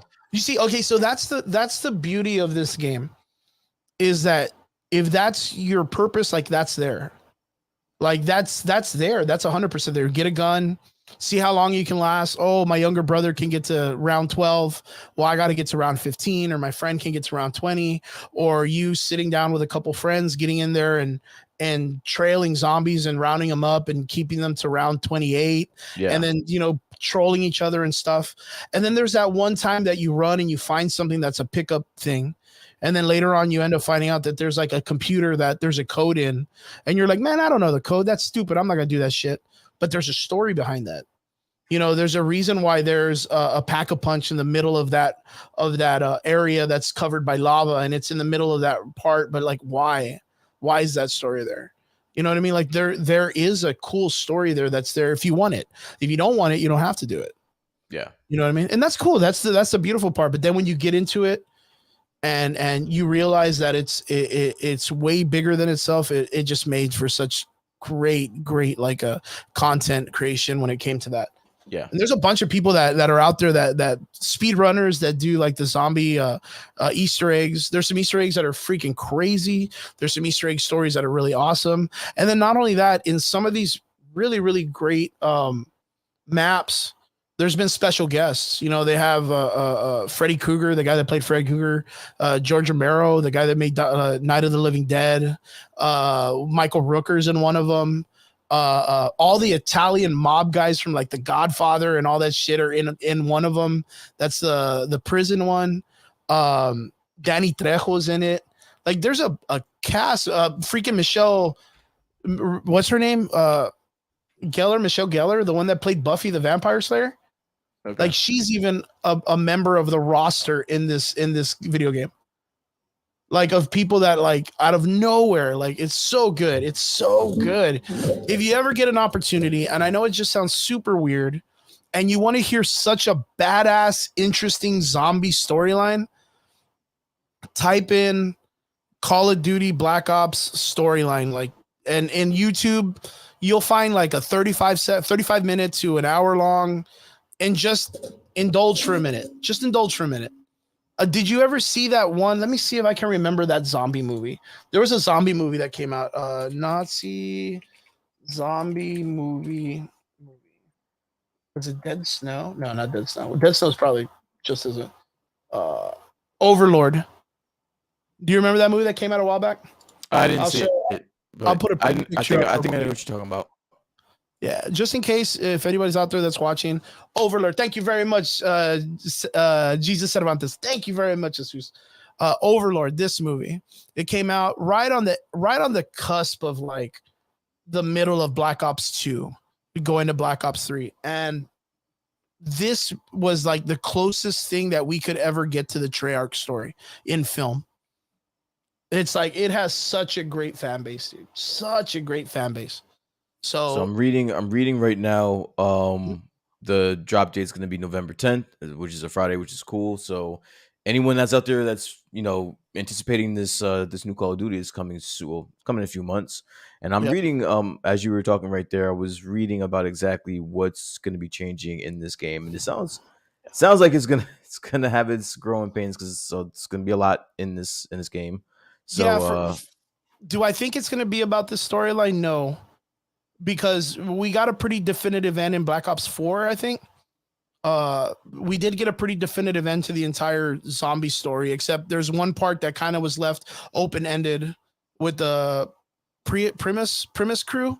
I think it was a premise So or whatnot. It was a I'm reading right now that they're going to go in a it's basically a brand new story yeah. of the zombies in this game. So And there has been some newer iteration tellings from the Treyarch team and them trying to establish a new storyline. Very, very hard because I'm telling you, like the original Treyarch story had like huge fan base behind it, super crazy fan base. But from what I've heard, open world, it's going to be on the original Warzone map. So they're just reusing assets, which is all right. I mean, that works for me. And it's not going to be round based. It's going to be 60 minutes or 60. Yeah, was it 60 minutes? Yeah, 60 minutes. And it's going to be the ones that exfil. It's going to be exfil style where you got to be able to take a plane and get out of there and you get to keep all your process and your build and stuff like that. But the thing is they're talking about, okay, so if it's not going to be by rounds, how do you gauge the difficulty of it? If it's open world and you do whatever you want, like how do you justify, like, when do the zombies get harder? When do they become easier? Like it can't just be like hard 100%. And from what we're talking about, what they were talking about is it's going to be your position in the map. There's going to be a like almost like a circle to like the depth of the center of the map where you can kind of get to the Easter egg. And at the very core of the center of the map is going to be like it's going to be the hardest that the zombies will be. So like you can stay on the outside and kind of work the outside and just kind of make points and build your character. But if you head towards the center, it's going to be like the harder ones. So 24 players in a map, that's going to be insane. There's going to be a human element of danger, plus of course the zombie element of danger and large monsters. They were talking about like there being like the hardest monsters you can think of in the zombie storylines are going to be on this map. That's hard because in one of the maps of Treyarch's, they had a dragon that you had to fight. So, you know, they got to have something harder than a dragon. You know what I mean? yeah. So just imagine talking about a dragon in Warzone. You know what I mean? Like, how nuts is that? How nuts is that? Do I think it's cool? I mean, I think it's great. I think it's going to be a fun time. I think it's been a while that we've had a really, really great zombie first-person shooter game come out that's like this. Treyarch team knows how to make a video game, knows how to make a zombie story. So what's there to not look forward to? True. Yeah, what's there to not look forward to? That's what I'm excited for, and that's my noise in gaming. Did you have something that you wanted to talk about in gaming too? There was something else. There was it about Baldur's Gate? Oh yeah. So What happened with Baldur's Gate? So it's just going through normal new game issues. Mhm. They're already on like their third patch already. Oh yeah, A lot of glitches, a lot of crashes, a Oh lot. man, And they're but having you know problems. what? I've been watching a lot of stream, a lot of people streaming this game as well, and it looks pretty cool. The graphics on this looks really good too. Yeah, Baldur's Gate is a crowd favorite. A lot of people. It's a game that comes from, years and years and years of fan base. So like for them to finally release a new one, like Yeah. there's a lot of people that are excited, and it's like hours and hours of gameplay, hours and hours of gameplay. If I'm not mistaken, I want to say that it does have some mature content in it. So if you get the game and you want to get into streaming and all that stuff, make sure that you research it first so you don't get in trouble with your stream and stuff like that. But yeah, Baldur's Gate has a really, really nice fan base. So you guys make sure you check that out. Brian, you still with me, man? I think you froze up a little bit. Uh-oh. Let me message Brian real quick. I think he froze up. Let me see. Anthony Stars Lex. Let's see. You froze. Alrighty. Let me see in the comment section. Vince, nice to see you, my dude. Same thing with Jesus Cervantes. Thank you very much for jumping in the comment section. Anthony Starr as Lex Luthor in the new DC universe. I don't think that's right. Actually, what's really, really funny is that he was already. Oh no. All right. All right. Well, Brian will be back in a little bit. His computer went down. It crashed, but he'll be right back. Anthony Starr. Okay, so Anthony Starr, this is super crazy as a matter of fact. I'm going to be running this a little bit by myself, so let's see what I can do until Brian comes back. Anthony Starr is an adult star, an adult film star who a lot of people online were clamoring at the idea of him being the next Lex Luthor in the DC universe. What was crazy is that ended up picking enough traction that James Gunn himself on the Rosenbaum podcast, which is the guy who used to be Lex Luthor in Smallville, came out and said that that's really funny. He enjoys the little trolls that happen and the trolling that happens in the thing, but no, Anthony Starr is not going to be Lex Luthor. Wait, Anthony Starr, that's not him. Anthony, how do you even spell it? No, that's Johnny Sins. Yeah, Anthony Starr's fucking Homelander. Dude, Vince, what are you talking about, my guy? No, he's not going to be Lex Luthor. That'd be funny, though. But yes, no, that's Johnny Sins, right? Yeah, I could. That's Homelander. Yeah. I was like, what the heck, dude? Vince just making me freaking think. But that just blew my mind. So, no, the adult actor's name is Johnny Sins. Johnny Sins is this guy who's been in the adult industry for a while. And it ended up, yeah. Anthony Starr. That would be actually pretty cool and interesting to see him as Lex Luthor.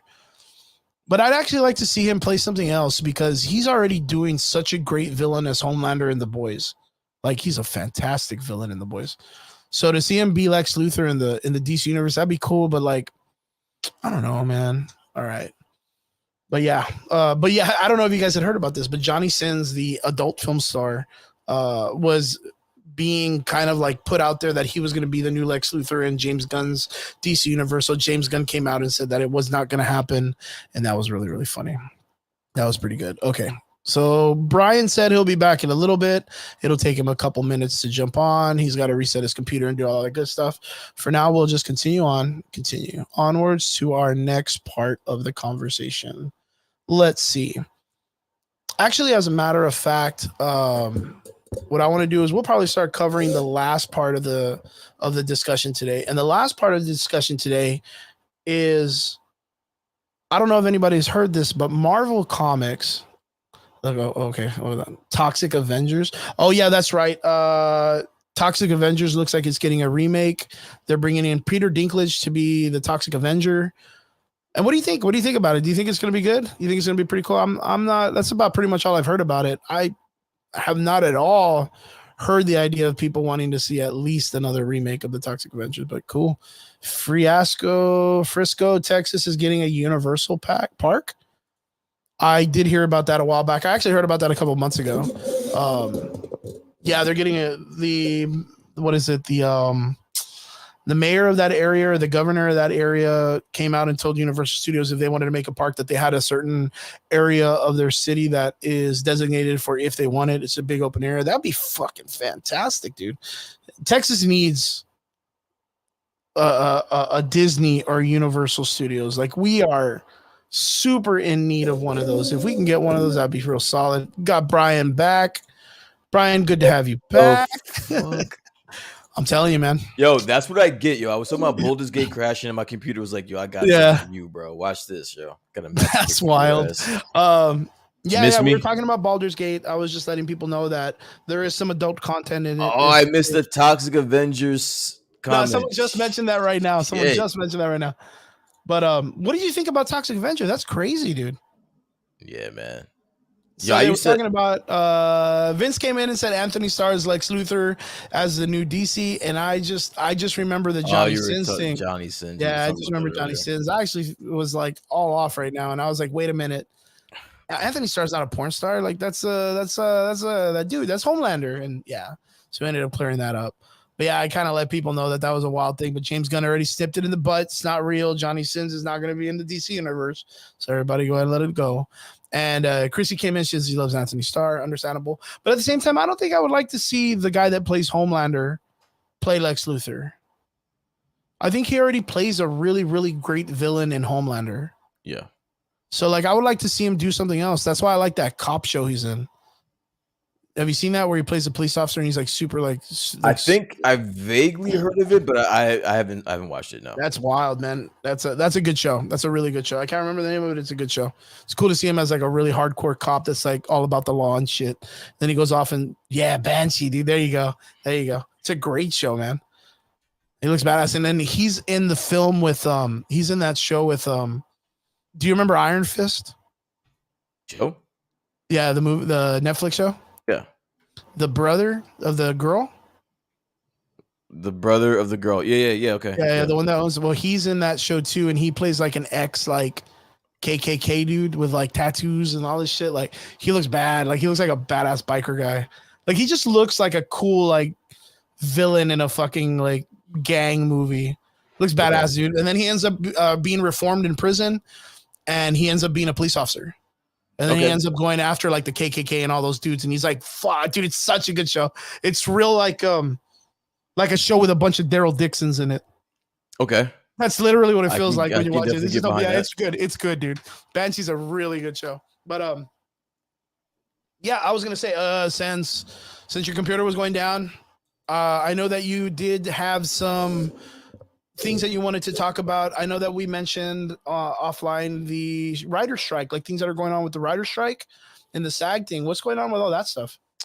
So they were having. I had all my notes up before, but now they're not here. Yeah. I kind of figured that it was gonna knock it out.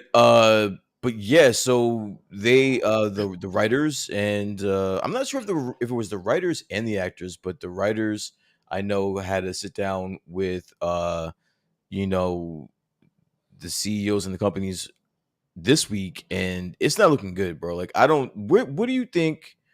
What do you think is gonna happen if this doesn't get resolved by this year? Do you think this will have some type of long effects? This is going to have long-term effects, so? Dude.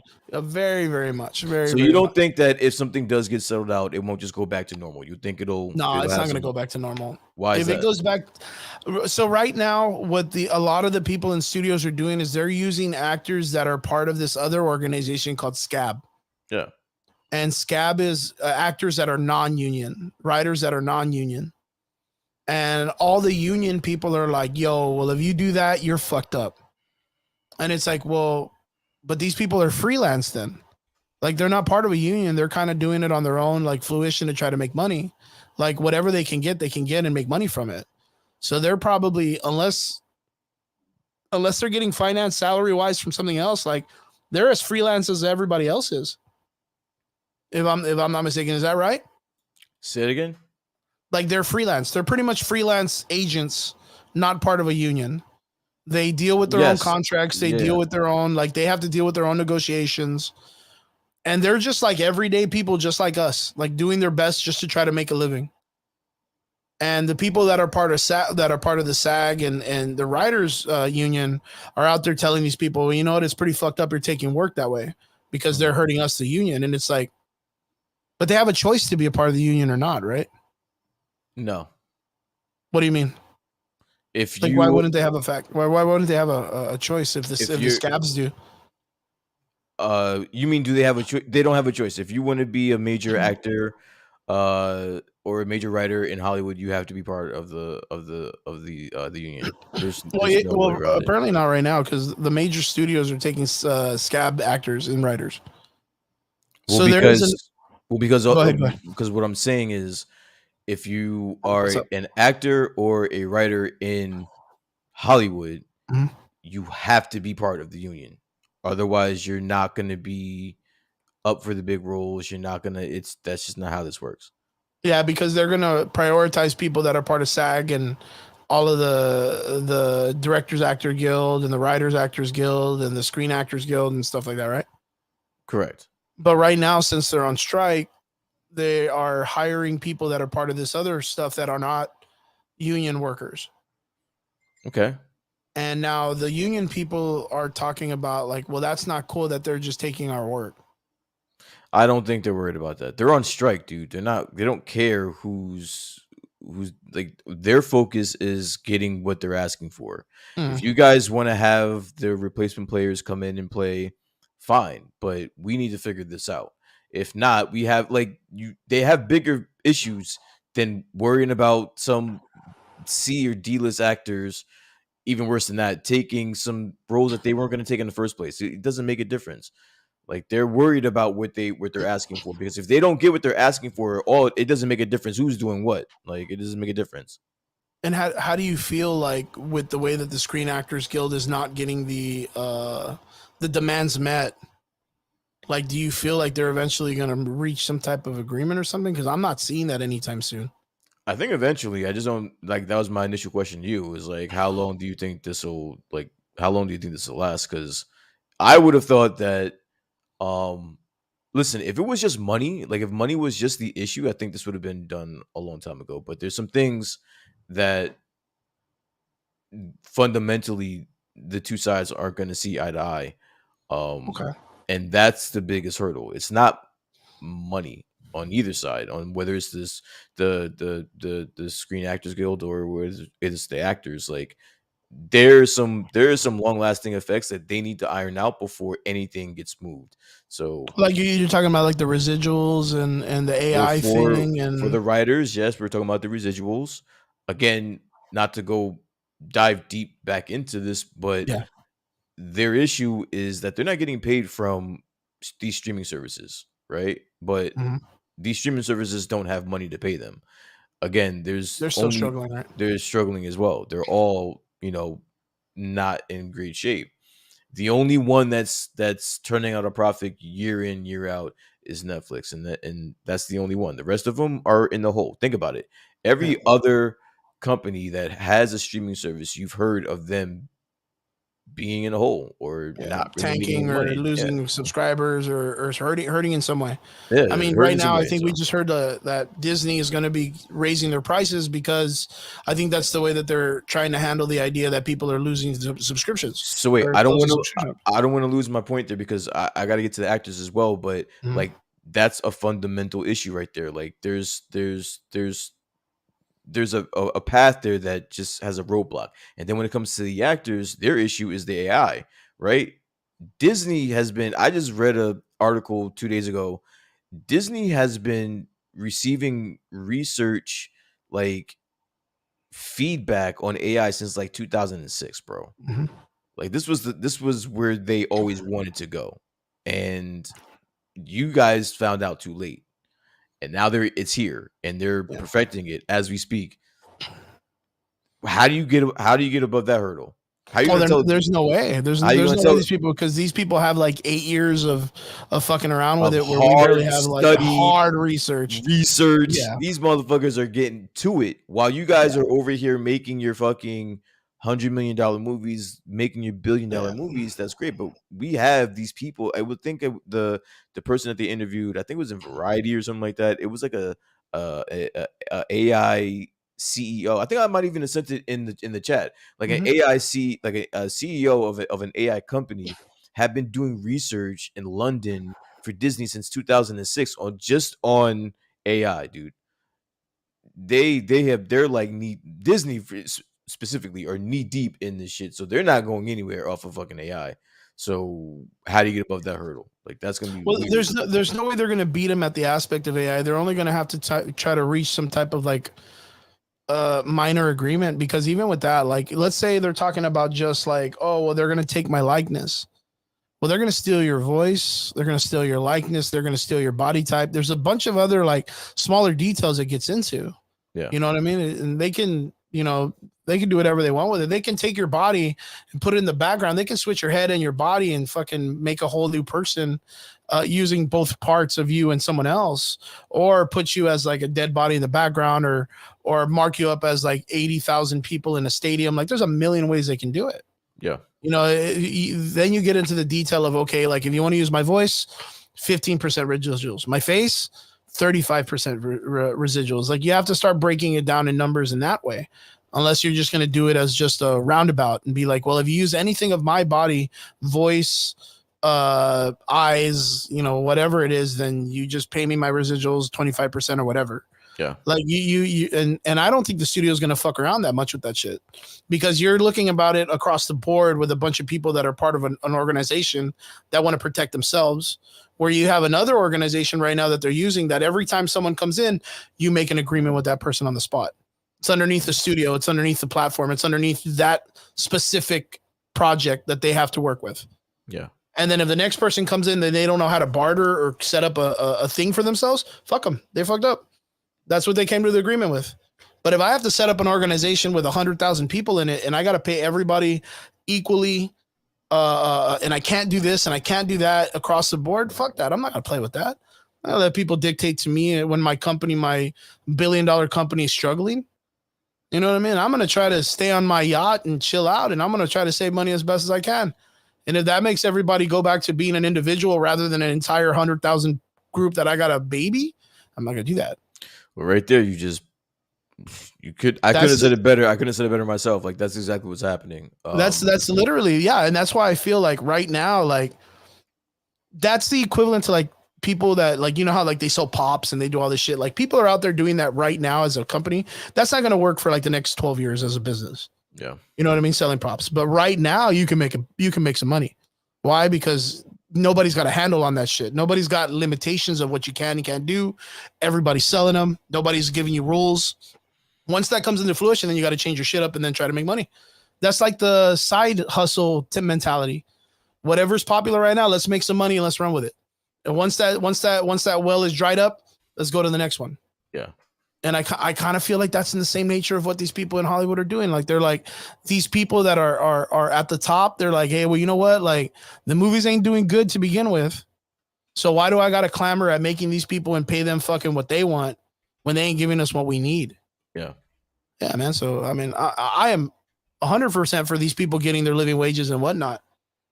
But it's hard as fuck. That's a hard uphill battle to fight because they don't have any barter. They don't have any chips. Like, let me ask you, like, what do these people have as a bargaining chip to make these people give them what they want other than a protest?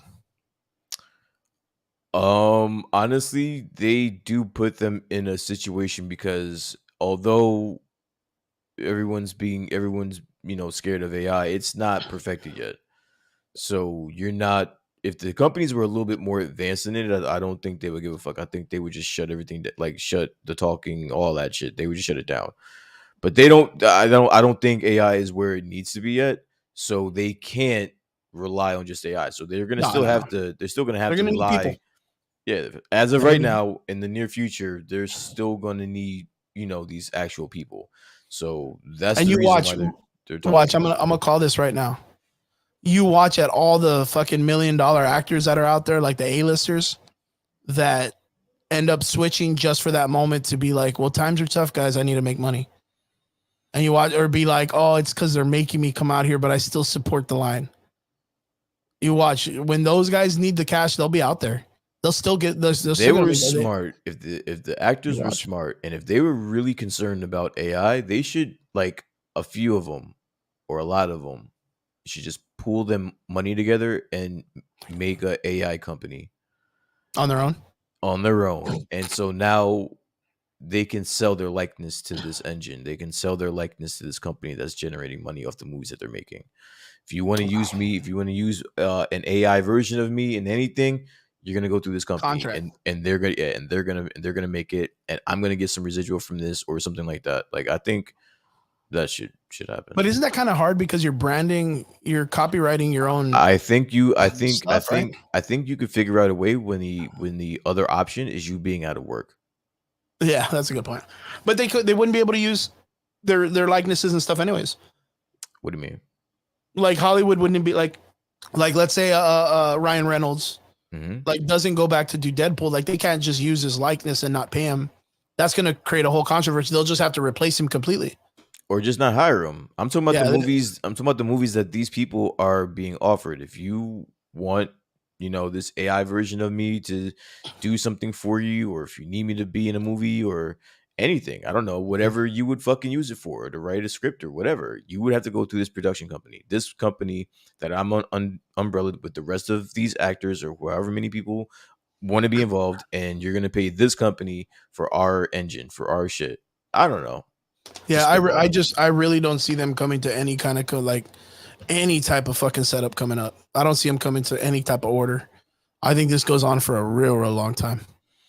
We'll see, And the thing is like as long as the studio has an option to bring in some type of money, like they really don't need to hire the actors. And I'm not saying because they're going to use AI or whatnot, but what I'm thinking is like they're going to use the freelance actors to make indie films and put money on that because of the success of other stuff. Maybe even do like the Mattel storyline or whatever, Yeah. and do like a bunch of Barbie films with a bunch of like cheese actors. Mm-hmm. You know what I mean? And then bring in like one, maybe two like big actors that are willing to do it, that get like a permission from the SAG shit, like the way that they were talking about with like Matthew McConaughey and all these other actors that are able to still go out and do acting gigs Mm-hmm. because they get special permission to do it. And I think that's what's going to happen is a lot of those big actors are going to get that special privilege to be able to go do film still, and they're going to be like, yeah, but we'll do the film, but then I'm going to go walk at the picket line and make sure my brothers and SAG and sisters and SAG get their representation and money and all. And it's like, that doesn't work, dude. That does not work. If everybody does not stop, then it doesn't work. The protest does not work. You can't have a couple of dudes being able to get that privilege of being out there still getting it, and then have everybody else out there in the sun just burning, man. Yeah. Yeah, that sucks, man. It's a fucking horrible situation, but like it's a dumb situation too. Maybe the whole thing just needs to be flipped upside down. I said this last time. Maybe people just need to do their independent shit. Maybe that's what's gonna happen. Maybe that's what it ends up being. But crazy shit, man. Fucking writer strike. That's just gonna go on forever. Yeah. All right, onwards to the last part of the conversation. I know we have a little bit of time. We're going to about 11, maybe 11:10 or whatever. But I want to get to this because it's really, really important to us. And this past week we got a lot of knowledge dropped on us for Marvel. Marvel looks like it's going to be running with the Time Runs Out storyline, or at least a part of it, which is the Doctor Strange 2 movie with Clea and all this other stuff. Recently, we know that the Marvel Universe is headed towards this big old multiverse madness, multiversal, problem that everybody's dealing with. We got Kang the Conqueror, we got Loki in the TVA, we have all of this shit popping off. And it's leading up to Kang Dynasty and Secret Wars, right? Now it just goes to show this past week, getting closer to what we've talked about before. Time runs out. A big part in the comic book Secret Wars lead up for us as a comic book reader, we know what that leads up to. But knowing that the MCU is now touching base on it, it's getting crazier, getting closer to what I consider is probably one of the most important comic books arcs in the last like 15 years. Mm-hmm. And one of the best what is it? Calamities of the Marvel universe when it all comes to like a world ending and reset situation. Mm-hmm. Brian, did you get to hear about all this cool shit or what? I did. Yes, I did. I also heard. You feel? I mean, I wish Trigger was here because Trigger, he's huge on this, just like I am, and just like you are. Like having three of us here talking about this, I think that really brings into effect like the desire on what we want to happen out of this. But how did you feel when you heard Time Runs Out, Doctor Strange 2? I didn't know if we were gonna get this path towards Secret Wars. I'm not mad at it. I just don't. Again, like I think this would be a great. I would have loved for Trigger to be on tonight because I would have loved to hear his thoughts on this because they're just going for everything at this point. They are. That is fucking wild. They're throwing the kitchen sink at you, bro, and they don't care if it lands at this point. They're just gonna throw it at you and see if you like it. Yeah. But what I did hear from the limited things that I heard is that the Molecule Man is gonna be like Doctor Strange. Like that's gonna be his role in the MCU moving forward. What is it like? He's the constant, right? Is that what they were kind of saying? Yeah, that's the reason why like they kind of why they were focusing on his alternate universe, Doctor Strange in the Multiverse of Madness. Yeah, so like it's all gonna tie in. And the incursions and everything like that. Yeah. Man, how do you feel about this?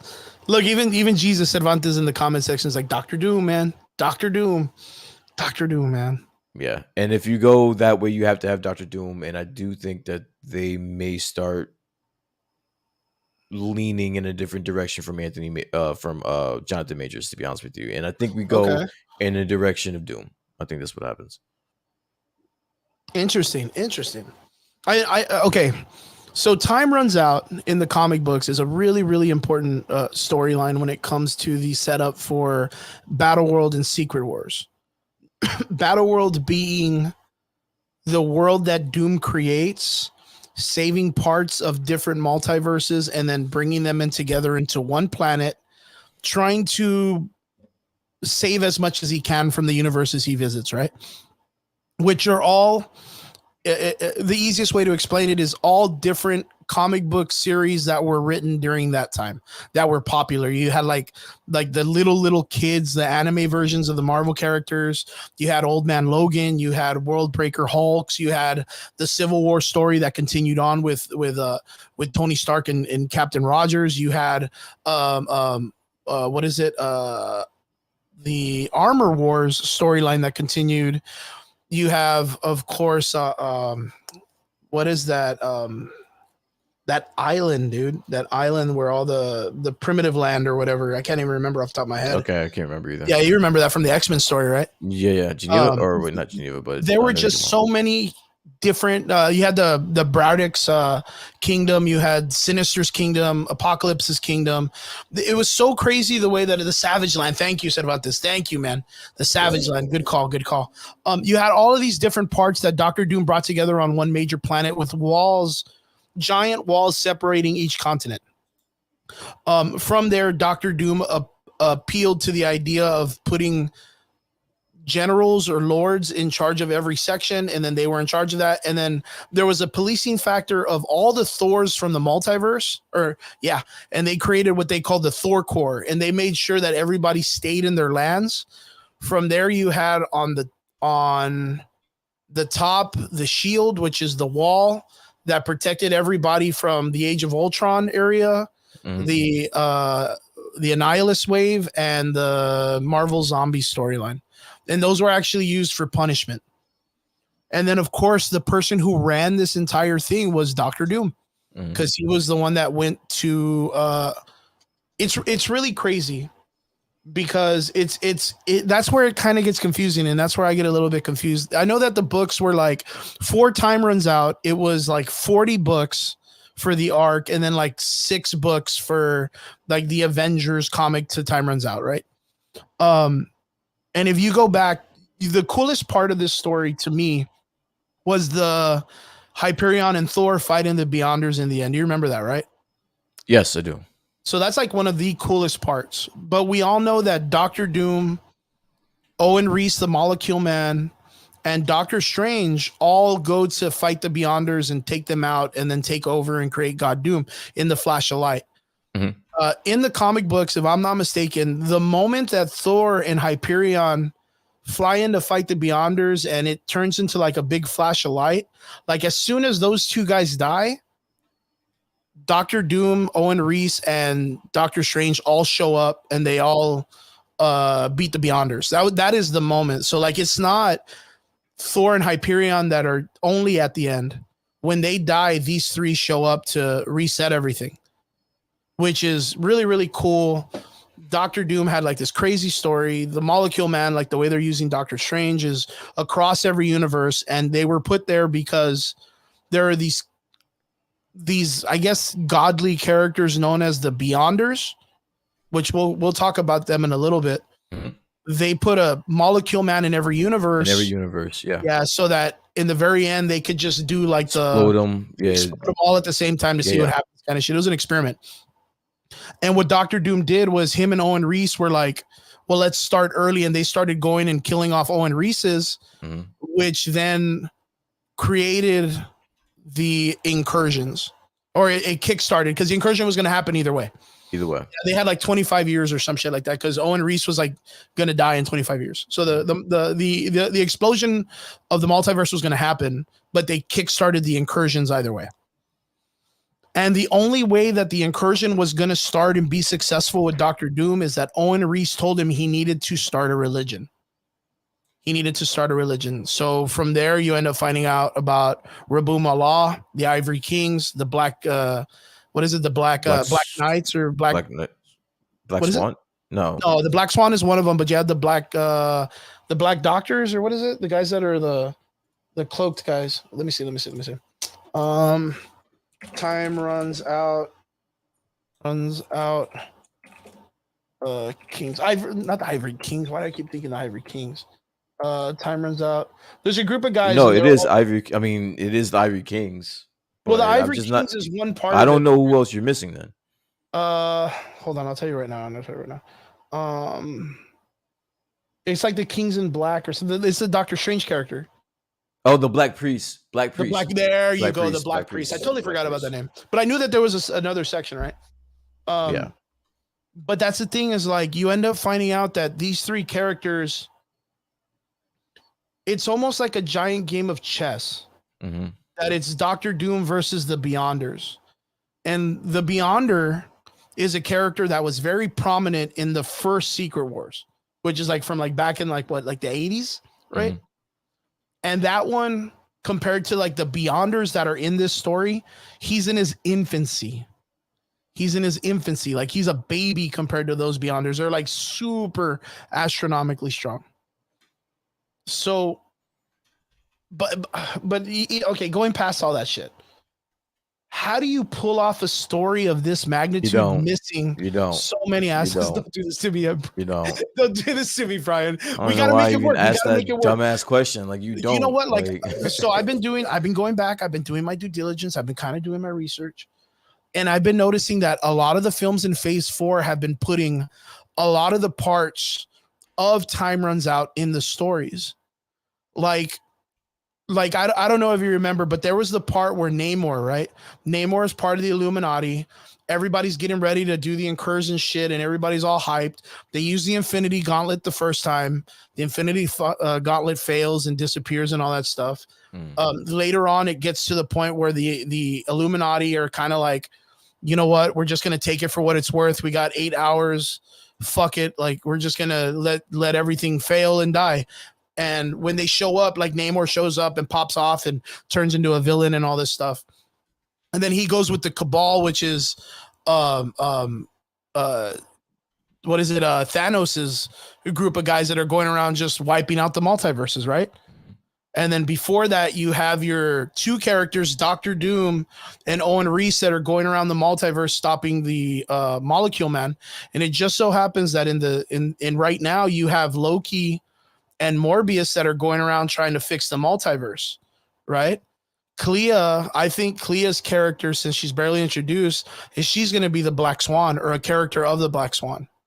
I mean, that would make sense for her character, because she's not really in the incursion storyline, and it's not Doctor Strange and Clea that are out there doing magic shit. Mm-hmm. But we know that the Black Priests are going to play a factor, which are all the different variations of Doctor Strange that are out there following Rabum Allah, which is, Doctor Doom. So even with that factor, if Doctor Strange plays Owen Reese and himself, then he has to fight the Ivory Kings, and she's part of the Black Swan. They still have to answer to someone. Mm-hmm. And then the factor was, and I think we heard this as a rumor a while back, that the Kang that falls into the quantum engine is supposedly going to come back as a Beyonder. Like he's going to come back as a strong character.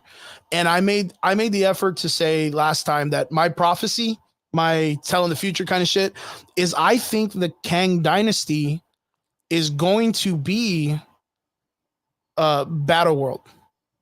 I think it's going to be Battle World. And they're just switching the words to Kang Dynasty rather than Doom World, which is what it's called in the comics. It's not called Battle World in the comics. It's just called Doom World. Because it's run by God Doom, right? Mm-hmm. So what happens is, if I'm not mistaken, we also heard that there is a Kang that's going to be in Doctor Strange 2. And that eventually they're going to have to meet him. And if it just so happens to be that it's the Beyonder variation, that means you're going to have Doctor Strange with a Black Swan, who Doctor Strange plays Owen Reese, meeting their variation of Doctor Doom. I think that kind of makes sense, right? Yeah, but even still, I'm feeling to see, because there's going to be so much you're going to miss out on this, because this is such a long. There's so many things that are involved in the Time Runs Out arc, and you don't even have a fraction of what you need for this in live action right now. Like, there's no Gartners, there's no there's characters that are important. Well, okay. Here. So the gardeners, like you're talking about, like was it Nil Helix, Alex, or what's his name? Ex Exilio, nihilo. Yeah, right? Exilio. That character, they come from the Beyonders that are in between that don't want the incursions to happen. Yeah. And I think like in the Doctor Strange or maybe in the Loki show, I really doubt it. More in the Doctor Strange movie, like you can get guys like that. Like you can get But characters from where though? From where? Like they're from failed incursions, from incursions that already happened that they're trying to like survive. But what I'm saying is, when do you introduce them though? Probably in Doctor Strange too. Like it's gonna be rushed though. Exactly. It's gonna be really, really rushed. I think that's my whole point. Not even the fact of just not having them, but there's a lot of people that you are gonna need to have in here to even remotely look like time like runs close out. To it, right? Yes, but that's what I'm saying. Like you don't even have the characters in place for that. Well, we do have the possibility of getting What If and it kind of giving us something. But I don't know, man. I don't know if What If really can kind of bring that because I don't know how much it got for getting people to watch it the first time. Yeah. And then the animation studios and them telling us like, you know, we just heard, I think that they're going to start closing off on Disney doing or Marvel doing Disney Plus shows. Yeah. So we know that the importance of those shows is kind of like deteriorating. I really think that the reason why they shoved Secret Invasion now is because they needed a Kree Skrull situation because that's what kicks off the Illuminati in the first place. Mm. That's what pushes our world to start an Illuminati. So like now that we have the Kree situation on Earth and then we have the Marvels coming up going to space, like maybe, but dude, even Starbrand and Moon Knight? No. What's his name? Moon Mask? Starbrand and let me see. Starbrand and Night Mask. Starbrand and Night Mask were two characters that were really, really important in the multiversal Avengers. Starbrand being like the thing that the universe creates to stop anything from destroying the universe. That's a huge like character. Mm-hmm. It's a huge cosmic character. You have, of course, the Beyonders killing off the Living Tribunal. Yeah. I mean, they haven't even talked about the Beyonders yet. And they're about to tell you like, hey, man, look at this guy. He just happens to be this strong in the middle of nowhere. Yeah. You know what I mean? Or if they make it Kang, even worse, dude. You know what I mean? Because it's going to be like, where did this guy get that fucking power? I think from what I'm hearing that there's rumors that they're going to use the Void from Loki as Battleworld. Like that's where Battleworld is. Yeah. Okay, I heard about that. That director is the one that's making Secret Wars. The guy that made the Loki film. The Loki show. Yeah, he's actually the director of the Secret Wars film, which is crazy as fuck, dude. Yo, do you think they do a callback and bring back the Russos to help out for this? No, man. I know it's something you don't want to hear. But like but what do you do, man? Those guys like they knew the story and they were really hyped about it. Why would your brain just automatically go to the Russos? Why do you think those fellas are the same? Because they cared about it. They cared about the You don't think like there's other people that can care about it? I do, but that are capable, I don't know. Do you have an issue? Do you have a problem with change? No, I don't have a problem with change. I just have a problem with trust. So you have trust issues. Trust issues. I trust that the Russo brothers can bring something. Yeah. And the fact that 9 years ago, they were sitting on a thing and they were like, you know what? We would come back if they did Secret Wars. But that doesn't scare you that it was however long ago that was? No, because like I said, like those guys, like, I mean, you can experimental wise, scientific wise, seeing the first 10 years of Marvel compared to what we're getting right now, it's like peas in a pot, two completely different iterations of the Marvel universe. Like the company itself has changed. Yeah. And I get that. I'm not saying that it's a good or bad thing, but I'm telling you, like, it just doesn't feel the way it did in the first 10 years. You know, and it was a hard thing to see a company go up that high and then go like Chris, I'm sorry I have to break it to you, but there's a high possibility you will never feel that again. Oh yeah, I am on that boat. I've been on that boat for like But Man, I dude, don't mean for the fact that Doctor they Strange. but I don't feel like, I'm not saying it in the sense that they can't make good shit. I'm saying this because it was new. We were still in the honeymoon phase when we were getting the last 10 years of shit. Mhm. And now that's over. Now we're kind of desensitized to these movies, Yeah, I we're feel. expecting events in every one of them. Pretty We're much, yeah. expecting like we're expecting Endgame in every film. Or at least something remotely close to it. Yeah, Yeah. Well, exactly. I mean, it's just one of those things. Like we're just for me, I'm just expecting quality, like quality, and like I've said before, I said it a million times. Like the source material is there, and I know they can't go to it, and that's what I was talking about really, really earlier, where I was like talking about the source material, like it's not there no more. Like it's so modified that I mean, even right now, by far, you're getting all of these different stories that are all clamoring up to the idea of like a crazy multiverse. How do you sell me that Captain America: A New World Order is going to be anything of importance? Or Brave New World or whatever it's called. How do you sell me that that's going to be like a story for like the bigger picture? Why can't it be? Well, I don't know. Like that's why I'm asking. I'm asking you like how can you sell me the idea that it's going to go all the way to like the Kang universe, that I need to care about what Captain America and them are doing on Earth while the multiversal situation is going to equal out in like the next 3 movies or 4 movies or whatever. Dude, you can say that about the last 10 fucking Marvel movies that we still went to go out and watch. And they all did bad. That doesn't make a difference whether it did bad or whether it did good, regardless on how stupid the story is or whatever situation it may be. We still went out and fucking saw that movie because we had to, because we were invested. So whether it was good or whether it was bad, we still went out and watched that shit. Well, check this out. There's only been a couple of movies that have been considered good. The rest of them, we just forked our money over to Disney and just let them fuck us. Well, check this out. I'm going to make this make a little bit of sense. Please do. Brave New World. They're not looking for the broken Tesseract. Captain America is out looking for the Infinity Stones. Why the fuck are we going back to the Infinity Stones? Well, because Captain America is going to use the Infinity Stones to stop an incursion in his movie. I don't think we see the Infinity Stones anytime soon. It's crazy. Bro. I know it sounds ridiculous. It sounds stupid as shit. But the thing is there's a major point in the comic books, right? Look, I'll tell you what. In the comic books, there is a situation that an incursion is coming. The Illuminati gets Namor back after Namor has already been a part of the Cabal. And they want to create a shield around the opposite planet, trap the Cabal in it, and stop Thanos and his guys because they're bloodthirsty about the whole situation, right? Right before it starts, Namor is supposed to go and trap the Cabal. Black Panther steps in front of him and says, hey, you know what? For what you did to Wakanda, and he stabs him in the chest with a Wakandan like a religious dagger. He's like, this is where this belongs. And then Black Bolt then looks at him and says farewell and blasts Namor onto the planet, right? Destroying Namor right at the end of Time Runs Out. When did that happen in the movies? It happened with Doctor Strange after he killed Thanos on that other planet, and Black Bolt came and told him that he tells him farewell. It's the exact same aspect from Time Runs Out. There's aspects of Time Runs Out that they've been putting across the films.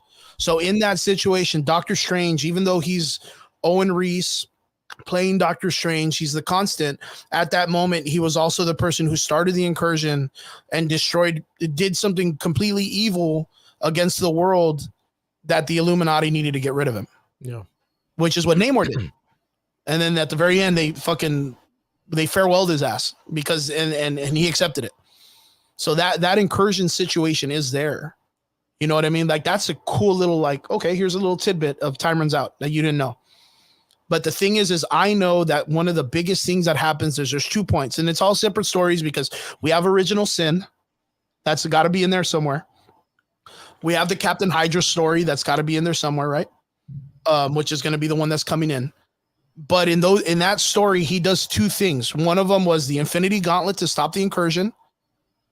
And the other one was he lifted Thor's hammer in front of everybody to show that he was right. You remember that? I don't vaguely I remember it, but I just don't see how they're gonna bring back the fucking same Infinity Stones that in like the first episode of Loki they had seemed like nothing, like they were Yes, that's worthless. what they have to do. And the best way to do it is from time runs out. They use it, stops the incursion, and then what happens? Infinity Stones all blow up. The Time Stone fucking disappears Uh, completely. I think there's zero shot we get the Infinity Stones anywhere in this whole Secret Wars run. Well, I mean, just to let people know, and just to get you guys to remember, all the Infinity Stones are there. None of them are destroyed. Like they're all back to normal. Like they're all there. So that may be a thing that they may use to be like, oh, okay, cool. Like we'll just get the Infinity Stones and boom, we'll just end this whole possibility because that's what we did in the first movie. And then they take them off the table completely. They do the Infinity Stones. They halt an incursion, and Captain America looks like a hero. And then you realize, boom, fucking stones are gone. There's another incursion happening like literally in the next like 12 hours. Like, how are you going to stop this one now? What are you going to do? Like you literally have to make it to where like the Avengers or whoever's in charge have to kill an entire planet off.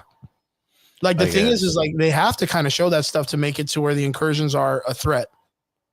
To where like they're now killing people on other planets. Like they have to. And then we all remember that at the end of Time Runs Out, See, was this is where you get yourself into trouble is when you start using the words like have to. They don't have to. You would like them to as a oh yeah, I would fan, like them to. Yeah. but they how many times have you thought they had to do something and then they didn't? Oh, like a million times, dude. Yeah, so it's A like million times. yeah, I'm kind of worried, right? And the thing that worries me the most is all the other movies that are coming out right now are all in regards to them setting up the multiverse and the Kang dynasty and quantum this and time travel that or multiverse cosmic stuff that. And then we get like a floor ground level Civil War movie that's going to be based on Captain America. You know what I mean? Like it's like okay, and then Thunderbolts. Like what are those films? How does that help the situation in Marvel? Like right now, them introducing Time Runs Out to Doctor Strange is because of the fact that they know they need to get whatever they can to make work whatever they got left because they don't have like fucking 8 years to make this work. Like that's what's crazy is we talked about this a long time ago where it was like they said they were going to do it in 6 years, and I said no, they're probably going to need 10, and you were like, I don't want 10 years. Like I don't want 10 years. So you got to imagine like the guys in the higher ups are like, we're not giving you 10 years. Like make it happen. So like now I clamoring vaguely at remember a that conversation, and I don't think it was that cut and dry. I think there was a different reason as to why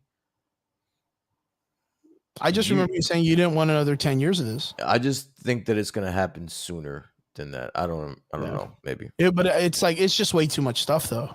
Yeah. Like it's way too huge of a story. Like I'm not saying that the Infinity story isn't as big as Secret Wars, but I'm just saying because of all the assets and moving parts, like it's just way too much of a project to try to be like, yo, we could do this in 6 or 8 years. Easy, easy. Um, I think they would start losing people if they brought the gauntlet back, the Infinity Gauntlet. Because it'll just be the same fucking story. All right, so no, they I get don't think it's themselves gonna. they I get don't think themselves it'll in trouble, and end. then they have to look for the fucking Infinity Stones to bail them out. Like But that'll be the exact that's what same they fucking do. story. That's what all those guys do. I And then it do fails. I do understand that, but for like I go maybe you're right. I don't And know. then it fails, and then we all see that the stakes are actually high, and then we have to see that one of their characters, yeah, it could still be Namor. Namor, they Because just I just don't introduced know. him. Like that's the issue. I don't know what they feel as though they have to make a part of this. So that's what I'm Yeah. saying. Like I can sit here and argue all day, but to be honest with you, I don't feel comfortable about anything that could or could not be in the movie. Like they could do anything that they want at this point. And it's Okay, so so far out. It's way too far out. Like we have a long time before we get Secret Wars.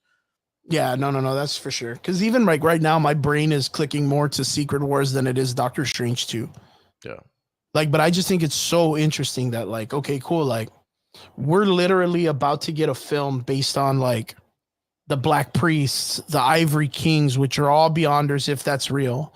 You know, the Black Swan, which are all the female hype characters that have all been in the Marvel and the cinematic universe. Well, not the cinematic, but literally all female characters that have all been across the realm, such as like Madame Web and Emma Frost. Like, there's just been a bunch of people that have been Black Swans. Like, I think even the Black Swan that's in the story is like apparently like an iteration of Valeria Richards, who like that's like the daughter and the stepdaughter of Doctor Doom. Like, it's crazy, dude, like how deep it gets.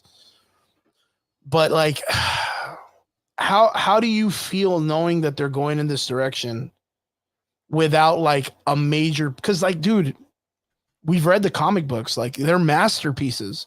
Like, these are masterpieces. Like, I could literally give this book or this series to a school and be like, read this shit because this is proper storytelling. Mm-hmm. And we're going to get it without like a major player like Doctor Doom. Well, we may, I don't know. I know we should be getting him for Secret Wars. If we get him for Doctor Strange, that one, I don't know. But we'll see. Yeah, it's a little weird, right? Or at least like some type of like mention of him or something, because there was a lot of people that were clamoring. We might not even need him for Doctor Strange. We might not need him at all, because they might not be doing the time runs out for like the whole thing for Doctor Strange. So that could be spread out through a few movies. That's a good point. So that's a good point. I just don't feel like, I just think this is going to be like a very watered down version of it. Oh, of course. You know what I mean? Yeah, that's for sure. That's just because they don't have what they need for it. So of course it's gonna be a watered down version of it. Yeah, because like in my mind, I feel like maybe towards the ending, it's gonna be where like Doctor Strange is gonna stay with the Black Priests, and then he's gonna show up on what is it, Kang Dynasty, as the right hand man to Kang the Beyonder. And they'll be running that planet while some of the Avengers and Ryan Reynolds and Deadpool and all those guys are going to be out there doing the life raft thing and stuff. Mm-hmm. I mean, I'm really, really like hyped about the whole entire thing. I'm just like, I want to let people know, if you get an opportunity, really get the opportunity, like go out there and check out the comic book story, because you will be blown away at like just everything in general that happens in that story. Or just go to Comics Explained, like yeah. And Comics Explained also, he has just like we were talking about earlier about the Call of Duty, he has a video, hours, like an hour long, maybe 30 minutes of most of the series. I mean, you're gonna probably find a lot of them right now because everybody's covering this story right now. Yeah. But are you hyped though? Are you hyped about Doctor Strange with all this? Not really. I told you, like, I just because I've seen them have these hype me up opportunities. Yeah, they've had these opportunities and they just haven't come through. And honestly, there's only but so much they could do anyway. Like, I don't even know what we're expecting from them. Like, if they're gonna, I wish they would stop, bro. I wish they would stop and just take a breath. Like, just chill. Like, you don't have to run into a major fucking arc that so many people love just so that you could piss all over it, dude. Like, I don't understand the rush in that, to be honest with you. Mordo's story arc, I don't know, man. I don't know. Apparently, he was supposed to die at the beginning of Doctor Strange 2. Wanda was supposed to cut his head off, and they cut that whole scene out. And so he's still alive, right? He's still around. I really hope so, because he's a good actor, man. I love that guy. Yeah, you think he's still around. And his character's badass too, man. His character's badass too. I want to see. It would be an interesting way, because off the top of my head, I can't remember what Mordo was doing during Secret Invasion or during Secret Wars in the comics or Time Runs Out.